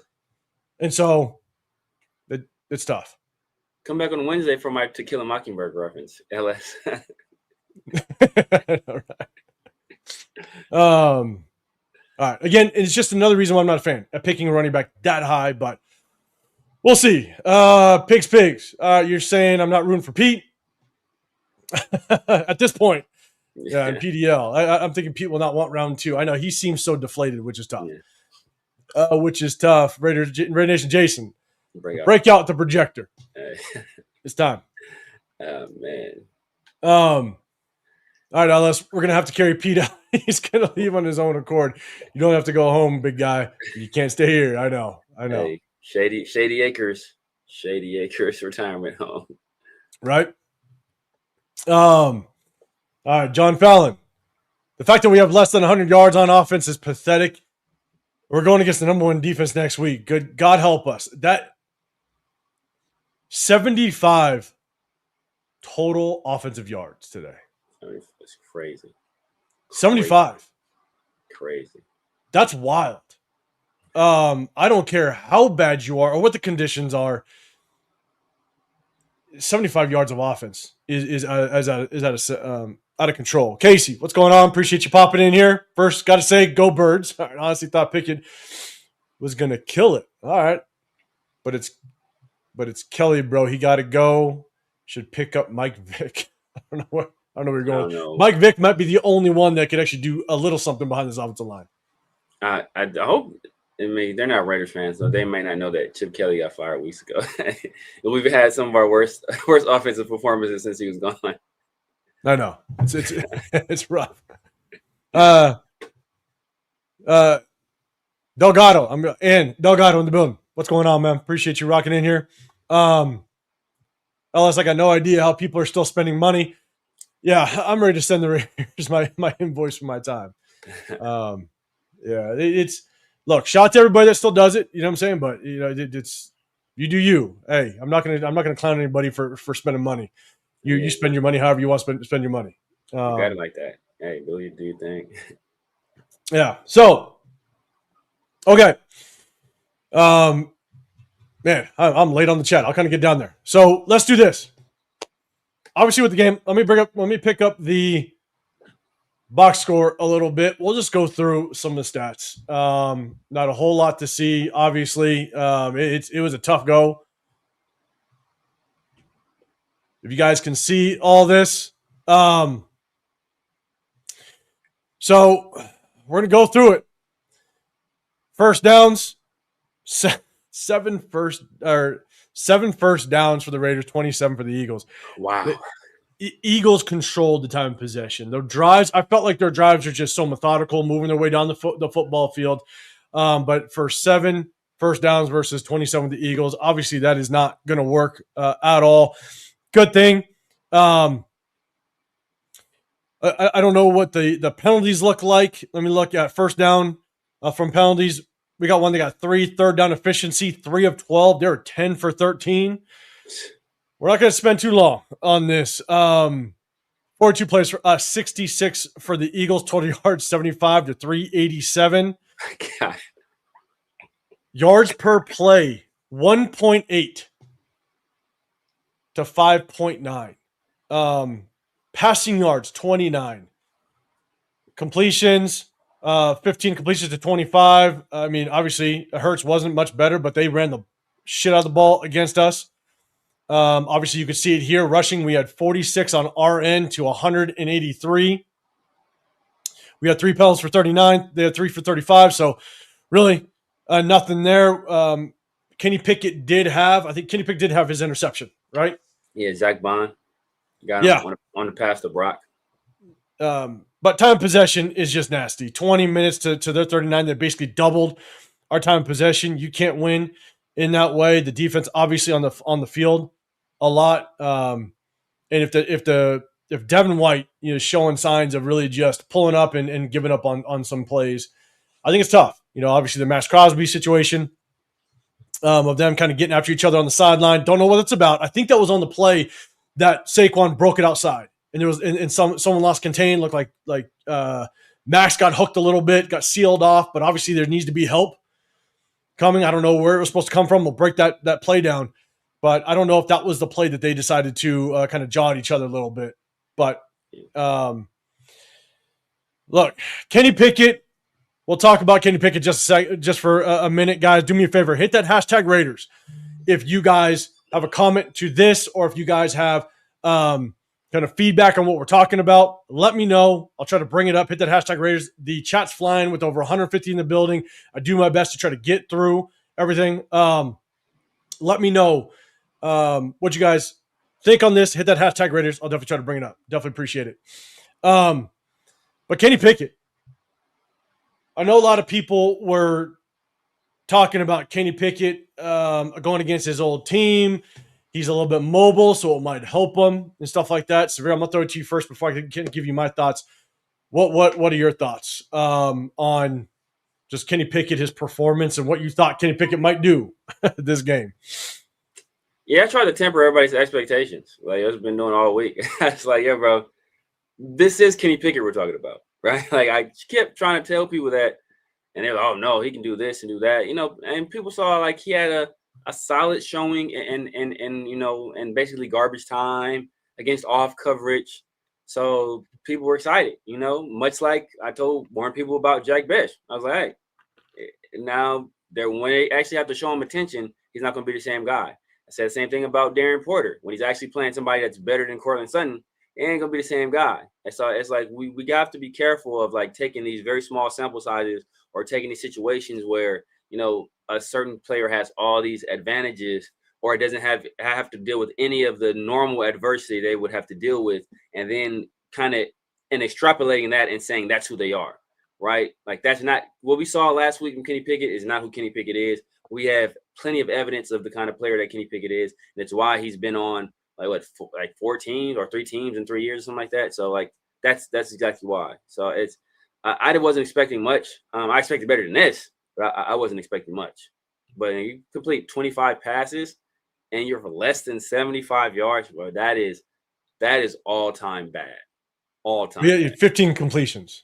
15. Oh, 15. Yeah, 15. Yeah, sorry. It in this vertical, it shortens it up. I don't got my glasses on. So. But I think the biggest thing with Kenny Pickett going against the Eagles is the conditions are going to play a role, right? For any passing game, it's going to be tough. But it's Kenny Pickett going against still one of the better defenses in the NFL, even with some of the injuries, like Jalen Carter wasn't playing, but even with some of the injuries, it's still a really good defense. But not just a good defense, but it's Vic Fangio. It's Kenny Pickett versus Vic Fangio, and I'm going to take Vic Fangio any day of the week, every day of the week. And that's kind of what we're going up against. And the thing about with Kenny Pickett, he looked pretty inaccurate. The throws really weren't on the money a lot of the time. The timing with the receivers just looked off, unfortunately. But Vic Fangio was going to scheme against Kenny Pickett. I heard some people talk on other channels saying that, but Kenny Pickett knows Vic Fangio's defense. Well, Vic Fangio knows Kenny Pickett. Exactly. And I will take his scheming against Kenny Pickett over what Kenny Pickett might do to him. And so, in the same breath, I did say that, look, a backup quarterback might come in. This is hilarious. This is hilarious. Yeah, they took it to him. South Park style. Anybody watch South Park, they know what's up with that. They killed Kenny. Oh my God, they killed Kenny.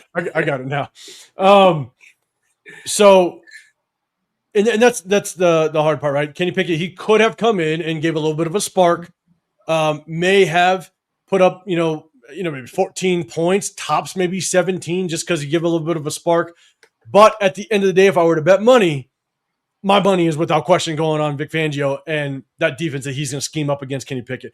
Plus, given the fact, bad offensive line, no running game, bad receiver weapons. Brock Bowers is basically the only true weapon that he has to throw to. And so it was going to be a tough go. So it's not surprising that Kenny Pickett struggled the way he did. But even some of the offensive linemen that looked good last week, like Caleb Rogers.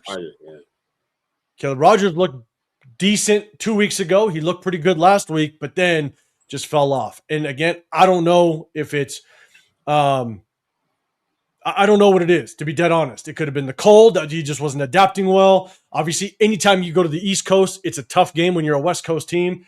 And so we'll just kind of see, but it was good to see him in there. What are your thoughts on Caleb Rogers, Severe? Yeah, he struggled. He struggled.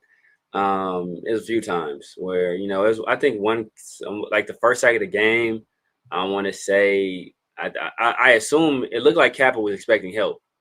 And Caleb Rogers ended up blocking nobody. And then, Kappa got beat to his right for, and it resulted in a sack. And then there was a few other plays where it was just, you can see like, physically he's not quite there yet, which is rookie. It's kind of to be expected, but, guys walking him back, guys beating him up, guys beating him with speed and with strength. So, but he's a rookie. These are the experiences you want him to get now. So now he can get into the off season and see, hey, I got beat this way, I got beat that way. Now I know what I need to improve, right? So let him take these lumps now. It's a lost season. What are we not? What are we saving him for? Charles Grant, get him out there too. Why are we revving Colton Miller up? And get Charles Grant on the field. See what he has. Let him get some experience. Let him get some run. It makes no sense for these guys not to be playing. Yeah. And Coach, John, you're saying, but seriously, can we talk about how there's a lot of players and coaches the NFL praises wouldn't be shit if they were the silver and black because it's just tougher to win as a Raider. That's a really good comment because it's something that I said in the live that I did yesterday. Is as much as I can do my evaluations, there's players that I like, right?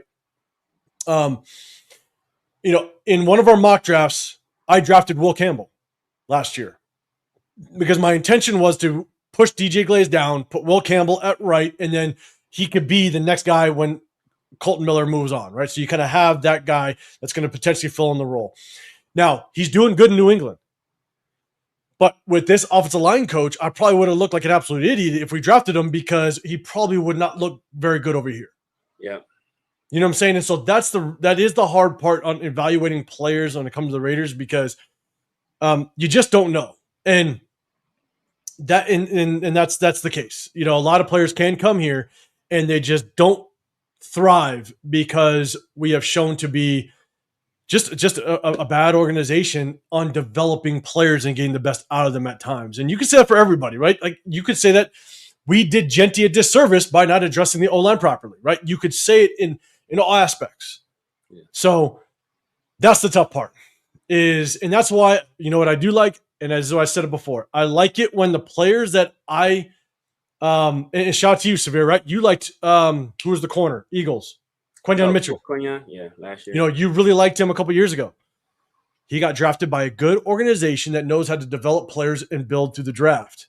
So that's what I kind of look for. Players that I liked go to teams that know how to build through the draft and develop those players. And at least I knew I was kind of in the right direction of who I liked, right? Obviously not in all cases, but that's kind of how I can somewhat determine if I was at least on the right path of my thought process. But man, Coach, it's a good point. It's something that I've said for a while, and I said it even yesterday.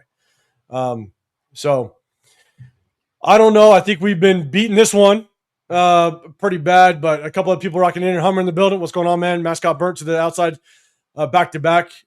First to his side, then the other side. So yeah, he was not happy. We'll definitely break that thing down. Afkasi in the building. What's going on, brother? Guys, make sure you guys go hit him up. Check out his content, man. Appreciate y'all. Can we just draft a QB for Christ's sakes? Well, at some point in this draft, yes. Yes, we do. All right. We're going to talk about it just for a second. We ain't going to get too deep in it because I think the first 30 hours of this live, we've talked about this topic. But Genty, 9 carries, 35 yards, 3.9 average. 11 was his longest carry. Pickett got a little rushing in there. Dylan Labe, 2 carries for 4 yards. Look, not just in pass blocking, but offensively or in run blocking, I'm sure it looked like the offensive line was struggling without question. We're going to break down the game film. It was only 9 carries. So on Wednesday, we'll show every carry and just kind of see how Genty did, right? Just like we always do. And so we'll take a look at it. But 9 won't take long. That's kind of why we do it. But it's also taking a look at when he actually caught the football. And I think if I remember correctly in chat, correct me if I'm wrong, even in the opportunities that Genty caught the football, and I'll take a look at it. I think 2 for 4 yards. He had 4 receptions for 7 yards. 4 for 7, okay. Even in some of the receptions that he had, I think he was getting hit instantly. And so I don't think he had much opportunity to kind of get upfield and really make anything happen. I think he was getting hit pretty quickly when he did get the ball in his hands. And so that's not on him. It's blocking in front of him. And so we'll definitely take a look at it. But 9 carries, 35 yards. We'll break it down. I don't know how much we need to beat this dead horse. It was a struggle without question. A total 75 yards is wild. Severe, any thoughts on just the run game in general? Yeah, it's terrible. I mean, it's terrible. But, they were stomping on us so quickly that, we kind of had to abandon the run pretty early. And then, Kenny Pickett, we were going 3 and out so often that it really like we couldn't establish any kind of anything, right? You complete 15 passes for less than 75 yards. That's terrible. I think Phillip Rivers, he threw for more yardage coming off the sofa. He doubled. I saw at one point, I think he had 100 yards. It was 100 yards plus at one point. I saw. I think he threw for like 150. He at least doubled up Kenny Pickett. At least doubled him up against and not only giving those against a damn good defense. A damn good defense. Yeah. So I don't want so he came off the sofa. He still got he got the dad bod going, and he came out there chugging it. He was looking like what's the guy? RIP, the guy that used to play for the Giants. The big boy. You talking about the big boy? Yeah. God, I forget his name. He played for Kentucky. Yes, the hefty lefty. Yeah. Damn, what's my guy's name? But Phillip Rivers out there looking like him. Man. Jared Lorenzen. Jared Lorenzen. Yeah. Jared Lorenzen. Yeah, he was out there looking like him. But 100. I think like 140, 150, something like that, man. And Kenny Pickett couldn't get 70. It was crazy. I know. So look, it's tough. It's tough to kind of swallow with all this, but we're gonna get down to kind of the receiving yards. What up, What up, Turf? In the building. What's going on, brother? My dog. Make sure you guys go hit up Turf. Turf, Check him former out. running back himself.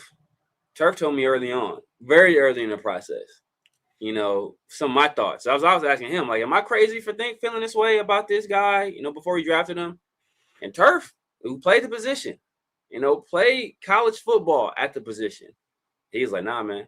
Like, I feel the same way. And that's when I knew, like, all right, like, this guy played the position, played it at a pretty high level. He's had some of the same feelings as me. Maybe I'm onto something here. Yeah, LS supporting this team was like swallowing glass. It's bad now, but it's going to be worse later. Oh, yeah. Oh, yeah. That's like the shit in hand and clapping, man. That's wild. Oh, Jesus Christ. Silver and Facts in the building, man. Pick it. Thick it, stick it. It don't matter. Outside the Miracle Week 1 win, we suck ass going to the East Coast for an early game, especially in cold weather period. Gino would have sucked too. Yeah, and the offensive line didn't do him any favors. It was rough, but Kenny Pickett is who he is.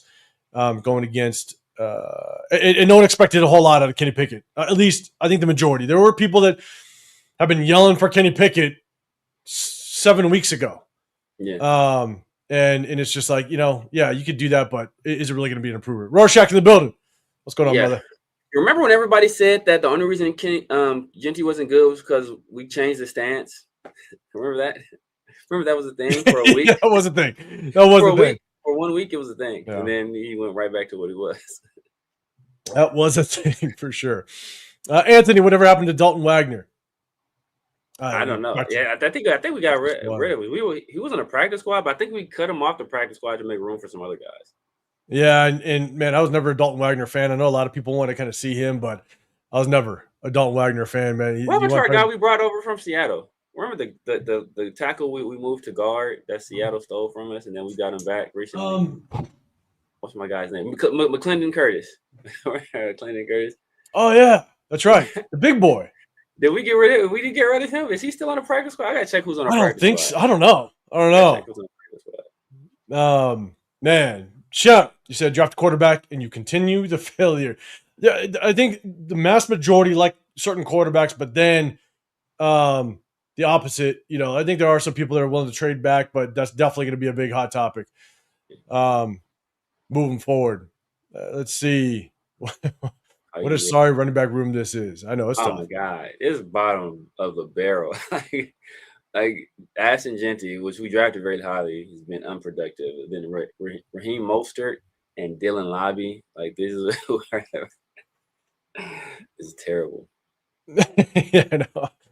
And let's see. I got money check. It's not biased. Money check is fine. You don't have to watch. That's fine. you go do something with your life. Again. How can the film be like we actually show the play? we show every play, but yeah, it's biased. Plays. This is stupid. It's just you're taking me out of context. Stupid. Like this, I'm just replaying your words. But they're not like no. The film is the film, man. I'm sorry. I know. No, go do your thing on Wednesday. Coach Brennan is damn clueless. I know, and that's the hard part, right? I think that's a lot of there's some bad players. Forsyth, not good. Kappa, not good.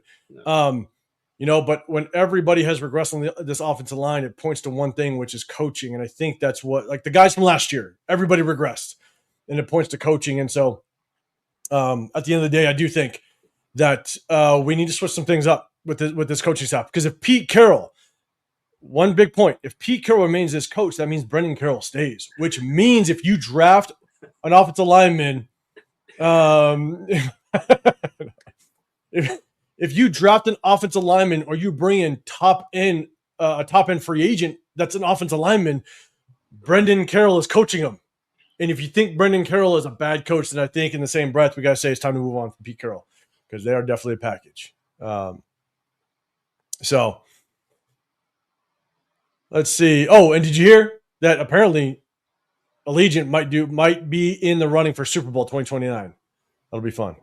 Oh, that'll be clear. Yeah, that'll be fun. Let's go. Receivers. All right. Receiving stats. Brock Bowers. 6 receptions, 28 yards, 4.7 carry. Obviously, I think he had one drop.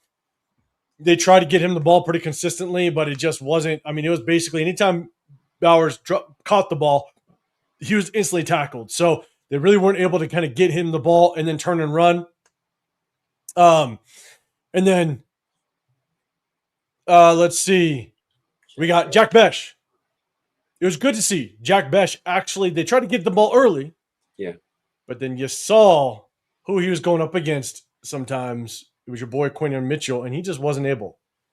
He wasn't able to kind of get loose. And I know last week a lot of people, and it's tough, man. A lot of people, even some of the people that work for the Raiders or work for radio stations that speak with the coaches and are at the pressers, and they said, Jack Besh, breakout game. And we're sitting there going, garbage time. Exactly.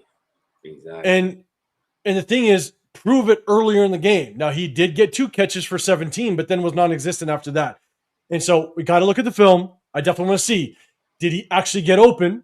Did he get separation? We just didn't see him. If that's the case, because I know that last week there was one play that he did a really good job of getting separation on the goal line, and Geno just missed him. And so I want to go back and look at the game film and see, did Jack Besh actually get separation at times? And if he is, and we're just not seeing it, then it does help with understanding that he's doing better. He's getting separation. Sometimes it just doesn't see it in the stats on or on TV because you don't see it in the right light or in the right view. And so I'll definitely go back, look at the game film, and just see, did he get separation at times? And if so, then you can make, and if it's early and it's when the defense is playing honest, then at that time it's like, okay, yeah, time to start looking his way. And so I'll definitely break that down. If I do see moments where he's getting separation, we're just not looking at him, I'll definitely showcase it. But Tyler Lockett, 2 catches for 10 yards. Ashton Jeanty, 4 for 7. Mostert, 1 catch. And so obviously with a total of 64 yards passing,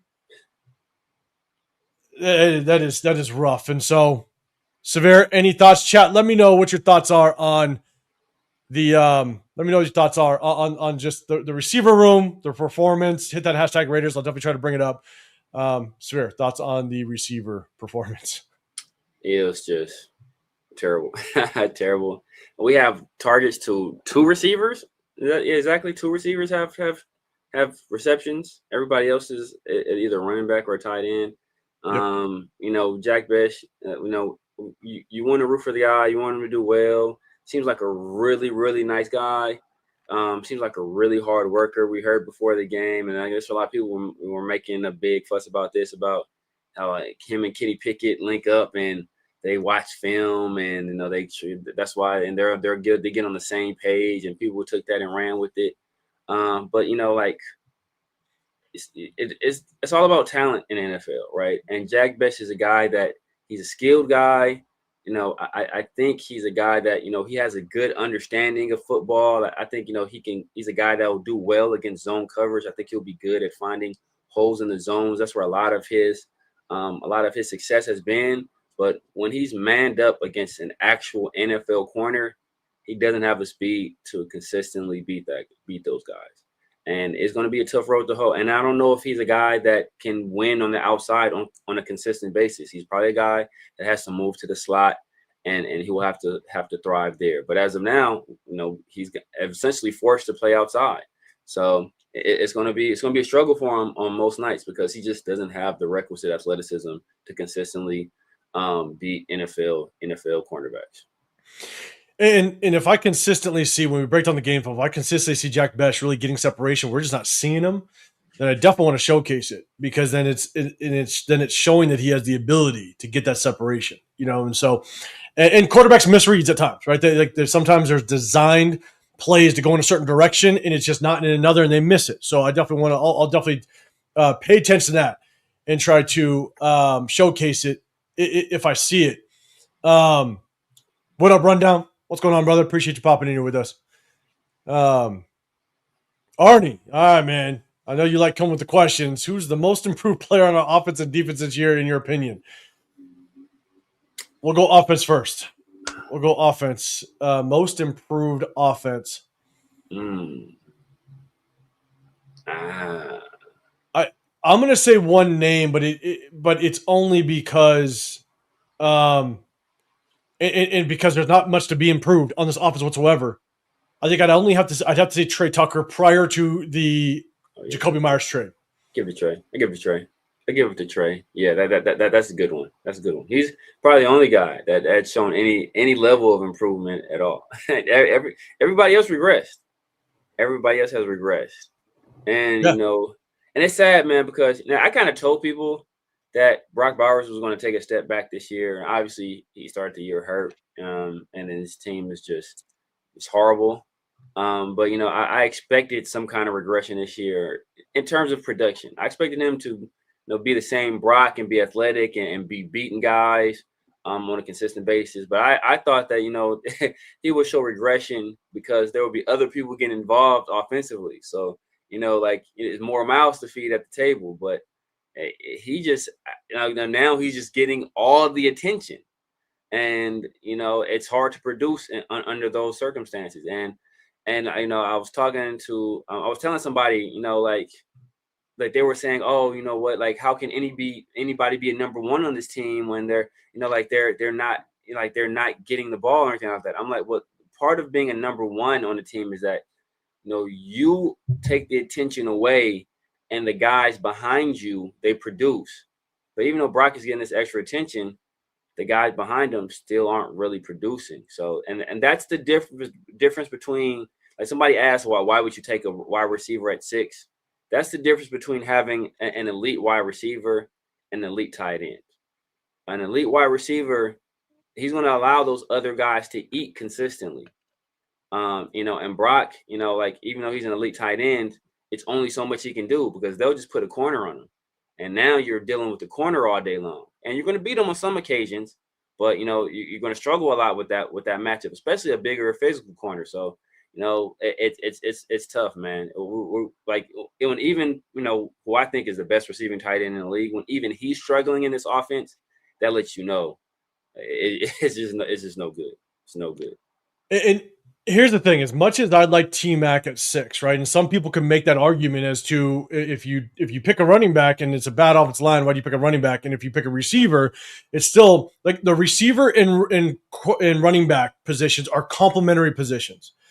Right? The running back needs a good offensive line to reach their the height of their game.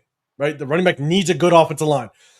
The quarterback or the receiver also needs a good quarterback, and in turn, the quarterback needs a pretty good offensive line in order to get the best out of them, right? But here's the difference in why I'd lean more towards a receiver than a running back is because if I'm going to pick somebody top 10, I am going to target the positions that occupy or take up the most cap space if you can get a top position on your team. That's quarterback, receiver, left tackle, edge rusher, corner. Yeah. Those are 5 positions that you are going to have to reach deep down in your pocket to get a good one. And if you can get a good one in the draft, people don't pay running backs really anymore. Nope. You might get that one running back that gets paid or because it's the final piece of the puzzle to them going to a Super Bowl and winning a Super Bowl, right? So they'll pay for that because it's the final piece of the puzzle. But if you're picking top 10, that means you have a lot of pieces missing. Yeah. And so the receiver, look at what Jamar Chase just got paid. If you can get a number one receiver and not have to pay that type of money and get it and have a 5th-year option, that's when I would lean more towards getting a receiver than a running back. But even then, if you have offensive line issues, I always lean offensive line. I always lean building the trenches. Yeah. That's the only reason why I do receiver over running back. Like, to that point, I want to say T-Mac he's not in the top 10 of receivers. He was the first receiver drafted. He's not in the top 10 of guaranteed money when it comes to receivers. Ashton Genty is second in the league in guaranteed money. Only person that has more guaranteed money is Saquon Barkley. That tells you everything you need to know about how running backs get paid in the NFL. Yeah. So, okay, in opinion, most improved, I think, defensive player. And I'm going to get to the rest of the chat. Answer this question as well if you can. Most improved defensive player. Don't do that rundown. Don't do that rundown. Don't do that rundown. Yeah, rundown. Go if you want to go back and spend an hour before starting this thing. Yeah, we went on a rant. Was it most improved defensive player? Most improved defensive player. I'll scroll down to the defenses just so we can put names out there. I have a name in mind, and it may not be a name that might pop out to people, but I got a name. Obviously it's Tyree. I mean, relative to where they were last year, that's kind of a tie actually between two. But yeah, relative to where they were last year, I would say, obviously it's kind of rough coming off the effort questions, but Devin White, just compared to where he was last year, where he was basically unplayable. So this year he's a starter in the league. Jamal Adams, I would say that the position change helps him a lot. And I might go Eric Stokes as well. Go Eric Stokes. Eric Stokes, he's been playing, I think, better than maybe some people would have projected him originally. Yeah. For me, I think it's John Laulu. Oh yeah, it's good. I think he's actually shown that he could be a solid rotational piece. Last year, he rotated in. You saw some flashes, but not enough. Like you just didn't. When the Christian Wilkins shit went down, we went on here and broke down Jonah Laulu and his plays and stuff. And based on what we saw last year, I thought that he could have been a serviceable replacement to start, because we didn't have any options after that Christian Wilkins shit. We had to look inside of our defensive line room and go, who's going to replace it? And it looked like Jonah Laulu was good enough to be the last option to be a starter, and it wouldn't hurt you as much. Not great, but I think he's done enough now to show definite improvement from last year. So I think, in my opinion, I think Jonah Laulu has shown some good things. Let's see. Is anybody Pigs? You got Stokes. I'll ask Thomas Booker. He's never seen so many snaps. He has. He's never seen so many snaps. Yeah, he had a tackle today. He had a nice play today. And he had on the play where Max got the sack. Thomas Booker does what Thomas Booker does, man. And he did not allow Jalen Hurts to step up. And he was just there. He's stationary. He was right there. Oh my goodness. And we said it when we first saw it. Like, Thomas Booker, he won't get pushed back for the most part. I mean, last week he got pushed sideways, which was wild, but he got removed sideways. Club, man, like you said. But he won't get pushed backwards too much. But yeah, he has never seen so many snaps. That's right. That's why. What was it? So many snaps, and the Eagles rushed for 183 yards. I don't know. Not saying it was all him, but yeah. One good thing is we're seeing some rookies getting reps. JJ Begis was in there. Tonka Hemingway was getting in there. So it's good seeing some young players get some reps. Hey, get Tommy and get Cody in there, man. At this point. I know. John Fallon, any good D tackles for ages? I don't know. I haven't looked it up yet, honestly. Once the regular season is done and playoffs hit, I'm going to start doing a deep dive on all the free agents. And just a shout out, whether you're a member on my channel or Severe's channel or Chris's, because Chris is going to rock with us. He has some stuff going on. If you guys are a member, you can throw some suggestions on free agent players as well as college prospects that you want us to potentially try to check out. If we get flooded with it, we'll have to just kind of pick.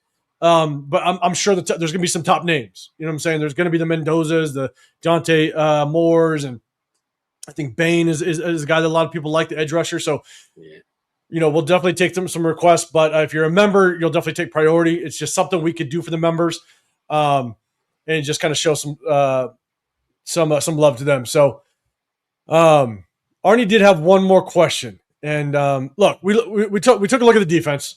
All right, real Severe, quick thoughts on the defense. My only thing is, when you're on the field for so long in that type of conditions, it's tough to continue to really battle when they're methodically moving the ball downfield and you just have no break. 75 total offensive yards means you have just 3 and outs constantly. You're going to get basically worn down, but they didn't start strong either. So I can't completely, take them out the woods. Like it was bad, but offense didn't do them any favors. So what's your thoughts on defense? It was terrible, man. Like they we offered almost no resistance. It's ironic. I think they had two or three conversions of third downs that they didn't get. They were like, what, 10 for 13 or something like that? Something Right. like that. One of them was Tommy Eichenberg being Superman and being the spy being the spy on Geno and not Geno, on Jalen, and Jalen, hitting Tank Big and Tank Bisbee, if he makes the catch, it's probably a first down. But that was one of them. I can't remember the other one, but the last one was on the goal line where they went for it on 3rd and 4th, and they didn't get it.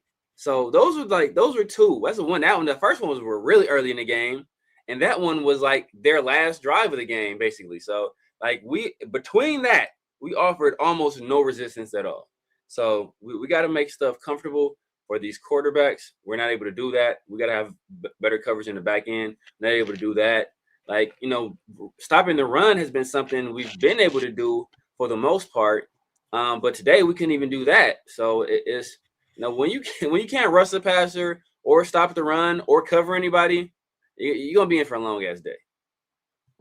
It's gonna be a long day. You know what I'm saying? I'm not trying to make any excuses for the defense. You put up 31, and it should have been actually more because Goddard dropped that pass, right? So it should have been more in the end zone.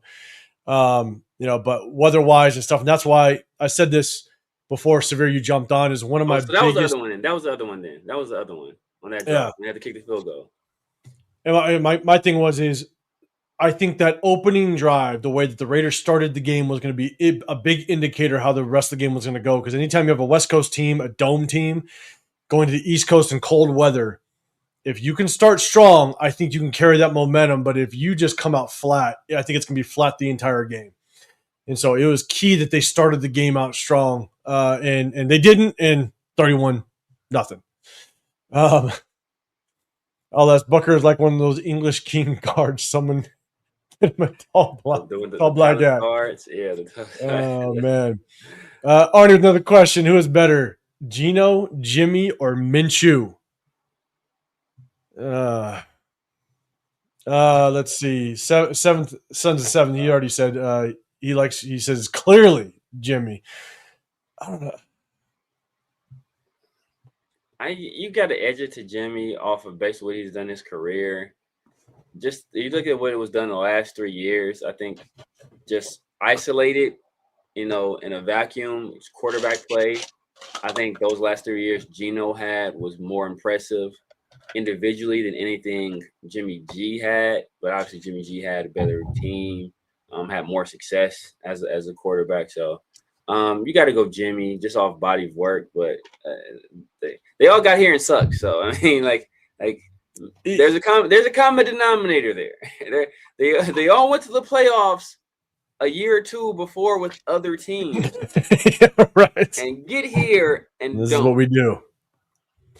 I mean, I agree. Because of the body of work, maybe it's Jimmy. But the thing is even with those wins that Jimmy had, I think there was a stretch. Of 7 games where the Niners won and Jimmy didn't throw a single touchdown. Like the defense was just so good. So you might be able to edge it to give the edge to Jimmy. But you could say you give Geno some really good protection that he can be more of a better passer, just all around passer than possibly Jimmy. But yeah, you take his body of work. Jimmy's got the wins, under his belt. No matter how he got them, he's got the wins. So, exactly. But all right, so talk about the defense a little bit. We're gonna go back up to the big screen. We talked a lot. Let me kind of pull this down. We appreciate everybody that has been, rocking with us. Moon over. Let's go. Minshew. Right. Less than nothing. He did something. He threw a pick at the end. I'll say end of the game. Did he throw a pick at the end of the game? I didn't even watch the game. He did throw a pick. I didn't watch the game either. I saw the highlights when I heard that Pat got hurt. It's sad because he didn't have to get hurt because I think 2 drives in a row they were in field goal range to kick a game tying field goal. Oh, so really?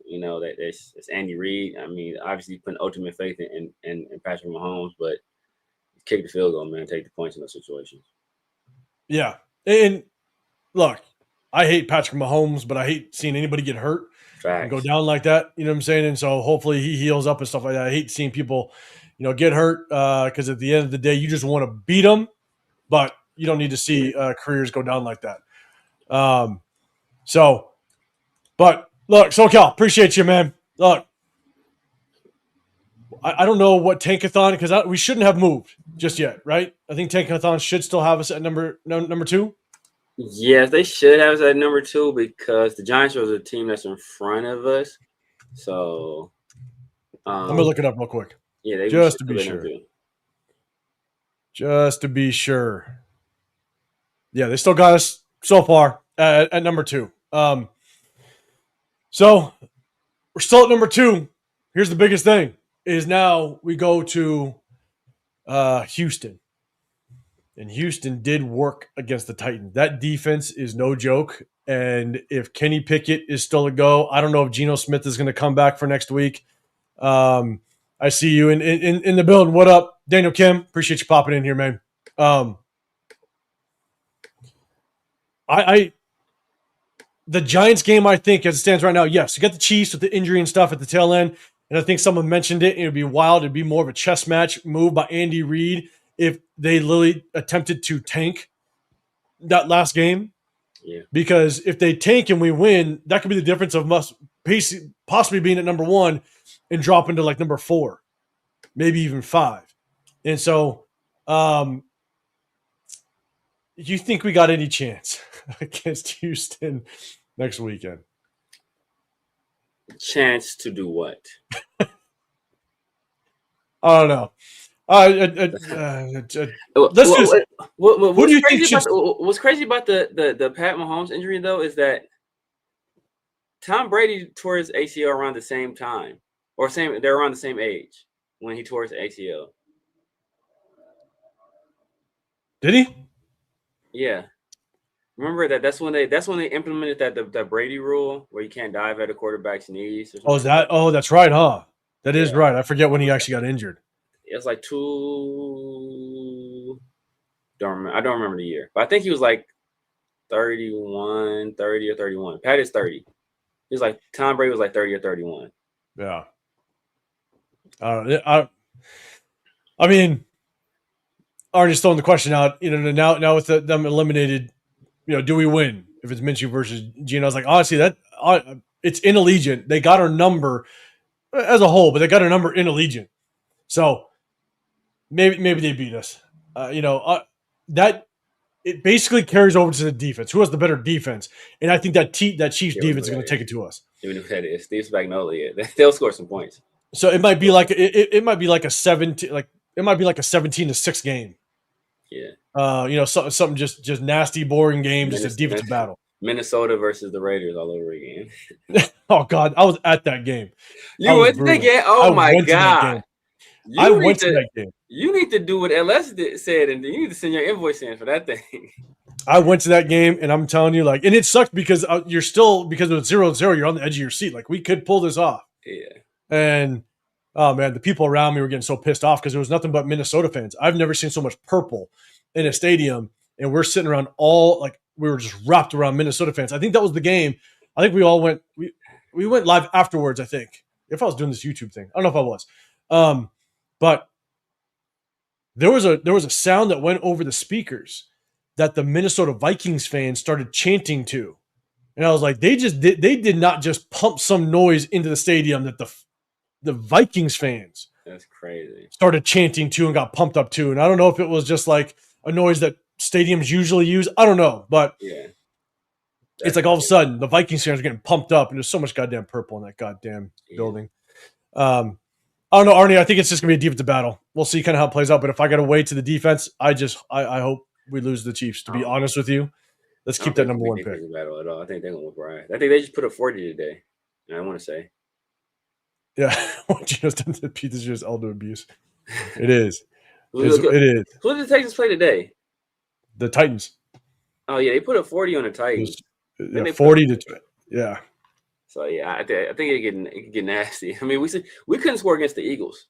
We couldn't move the ball. Less than 100 yards. imagine Aziz Al-Shaair. They got Daniil Hunter, Will Anderson. Oh, it's going to. They had It'll be a old long ass. day. Who was it? Who was the D lineman 55? Brandon Graham. Graham. They got a Brandon he got a Graham. sack.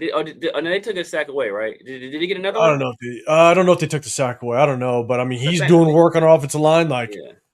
this defensive front, like who I don't care who's playing because we saw how Kenny Pickett. Yes, he's mobile, but against Houston Texans front four, good luck. Good luck. Oh, they played the Cardinals. It was the Cardinals. Oh, that's right, the Cardinals. And that's the only reason why the Cardinals put up 20 because their offense can move the ball. Yeah. You know what I'm saying? And so it could be back-to-back shutouts. It could be back-to-back shutouts. Moving over Miami, we have a chance to lose. We do have a chance. We have a chance to lose. We have a chance to set history. There could be historical. If we get shut out back-to-back games and putting up less than 100 yards in total offense, hey, man, if you're going to lose, man, swing for the fences. Go in the history books. What up, Bob in the building? Yeah, I used to want to beat KC. All right, we'll see if it pulls off. Diesel and the family, what's going on, brother? Appreciate you, man. All right. So, a couple more people coming in here. Appreciate you. When's the last time the team scored 0 points back to back? Yeah, that's what I was like. Oh, yeah, there you go. That's it, man. Look. Hey. It might happen. Why not us? But then, and then we got the Giants that don't have the worst defense either. The Giants have a front four that can get after us as well. And so, I don't know, but shout out to anybody. Like I think I am going to go live at that tailgate for that Giants game. It's cool. That Leo's going to be out here. I think LV. Yeah, that's the week after, right? That's not this. Yeah. That's the week after. Yeah. What day is that? I don't know. I mean, I don't think it's a primetime game. I don't think it's a primetime game, but also I think it's just Sunday. I mean the date. What's the day? Is the 27th, something like that? It should be the 27th. All right. Or 28th, weekend of the 27th. So it should be the Sunday, the 28th. All right. If I'm in town, I'll keep telling the kids I'm gonna take them up to the snow. Oh hell yeah! So if I don't take them up to the snow this next week, and if I do it this next weekend, I'll probably roll up there. I'll probably roll up there with you guys, at least for that day. That's cool. Let me know because then we might just rock over to that Tailgater Tavern, bro. Like that thing went off the other day when we went for the Cowboys game. Okay. So, but a lot of people are rolling in there. We're going to get out of here right now. We appreciate everybody that's just tapping in, man. Everybody's starting to roll in. We appreciate you guys. We've been going now for over 2 hours. We broke down this game, some things that we were looking for, things that obviously looked atrocious this game, getting our ass handed to us, 0-31. We'll kind of see how everything works out next week. But, man, before we get out of here, Severe, man, let everybody know what you got going on throughout the week, your 50-50 show, all that stuff. If you guys like late night lives, Severe's your guy. Yes, man. Holla at your boy, man. You guys know what it is. The Severe Raider here on YouTube, X, TikTok, IG, Snapchat, everywhere. The Severe Raider. Sundays and Wednesdays, man, with my guys in the Raider War Room, man. 805 and Christopher Protector Shield, who is still on his sabbatical. He's living his good life. Shout out to him. Living his good life. He's out there just probably having a nice drink, man. Checking his phone, seeing if the parlays are hitting. But yeah, tap in with us, man. Wednesday we're gonna have the film.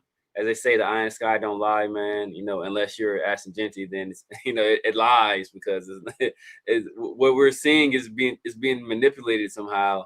But tap in for the film, and it's 805. When it comes to the film breakdowns, there is no Raider content, and probably not even a better just football content period than what 805 is gonna give you on those Wednesdays, man. So check that out. And Tuesdays and Thursdays with my guy PharoahNFL. The 50-50 show and Around the Shield. The late night crew, man. I'll let your boy. And tap in tomorrow, man. Football season over, man. My son lost the Super Bowl. Second year in a row they lost the Super Bowl, man. Second year in a row, man. So, They got there. Yeah, they got there. Next year's another revenge season. Yeah, exactly. He's moving up next year, too. What's crazy is that the team that lost to that played with them last year, a lot of those guys moved up this year, Then they lost to the same team in the Super Bowl too, so it was crazy. Yeah, and look, guys, we will show every carry of Genty on Wednesday. Don't worry, we're gonna show every carry. Let you guys be the judge, but we appreciate y'all, man. I'm 805 Raider. My channel's Real Talk Raider Nation. We appreciate all the members, the subscribers, viewers, but we also appreciate all those super chats. Everybody throwing them out there. We definitely appreciate y'all. If you guys can, double tap that screen. I basically come on here. I do some random lives here and there, as long as my family lets me do it. But I definitely jump on here after the games, in the Raider War Room with Severe and Chris. After this, make sure you guys go over to Protect Show Podcast. Go show some love over there. Hit that sub button over there.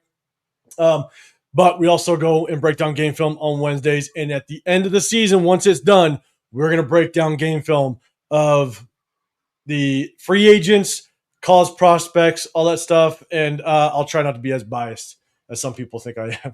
So we'll see how it works out, man. We appreciate y'all, man, rocking with us. And yes, Chris is probably drinking his port and or leaving the port. He's doing his thing and he's loving it. And shout out to California high school football, SoCal. Yeah, Santa Margarita beat De La Salle. That's good work. De La Salle is a powerhouse in California. So, yeah, Daniel Kim won that win. Yvette, appreciate you. Hey, everybody, double tap that screen before we get out of here. We definitely appreciate you. Hit that notification so you do know when we go live on Wednesday. We'll break down the game film. We'll have fun. We'll show everything we can. And, we'll rock out when we can. So have a great rest of your Sunday. We appreciate y'all. God damn, we are not doing very soon. We got an Alexander Graham Bell reference where you got a mock draft, man. I do apologize for that. Hey, and look, my boy Parrish looked pretty good against the Falcons on Thursday. I'm just going to throw that out there. But hey, that's neither here nor there. We'll have another mock draft very soon. So we appreciate y'all when we get out of here. Have a great rest of your Sunday. Have a great start to your week. We'll see you on Wednesday. We're out of here.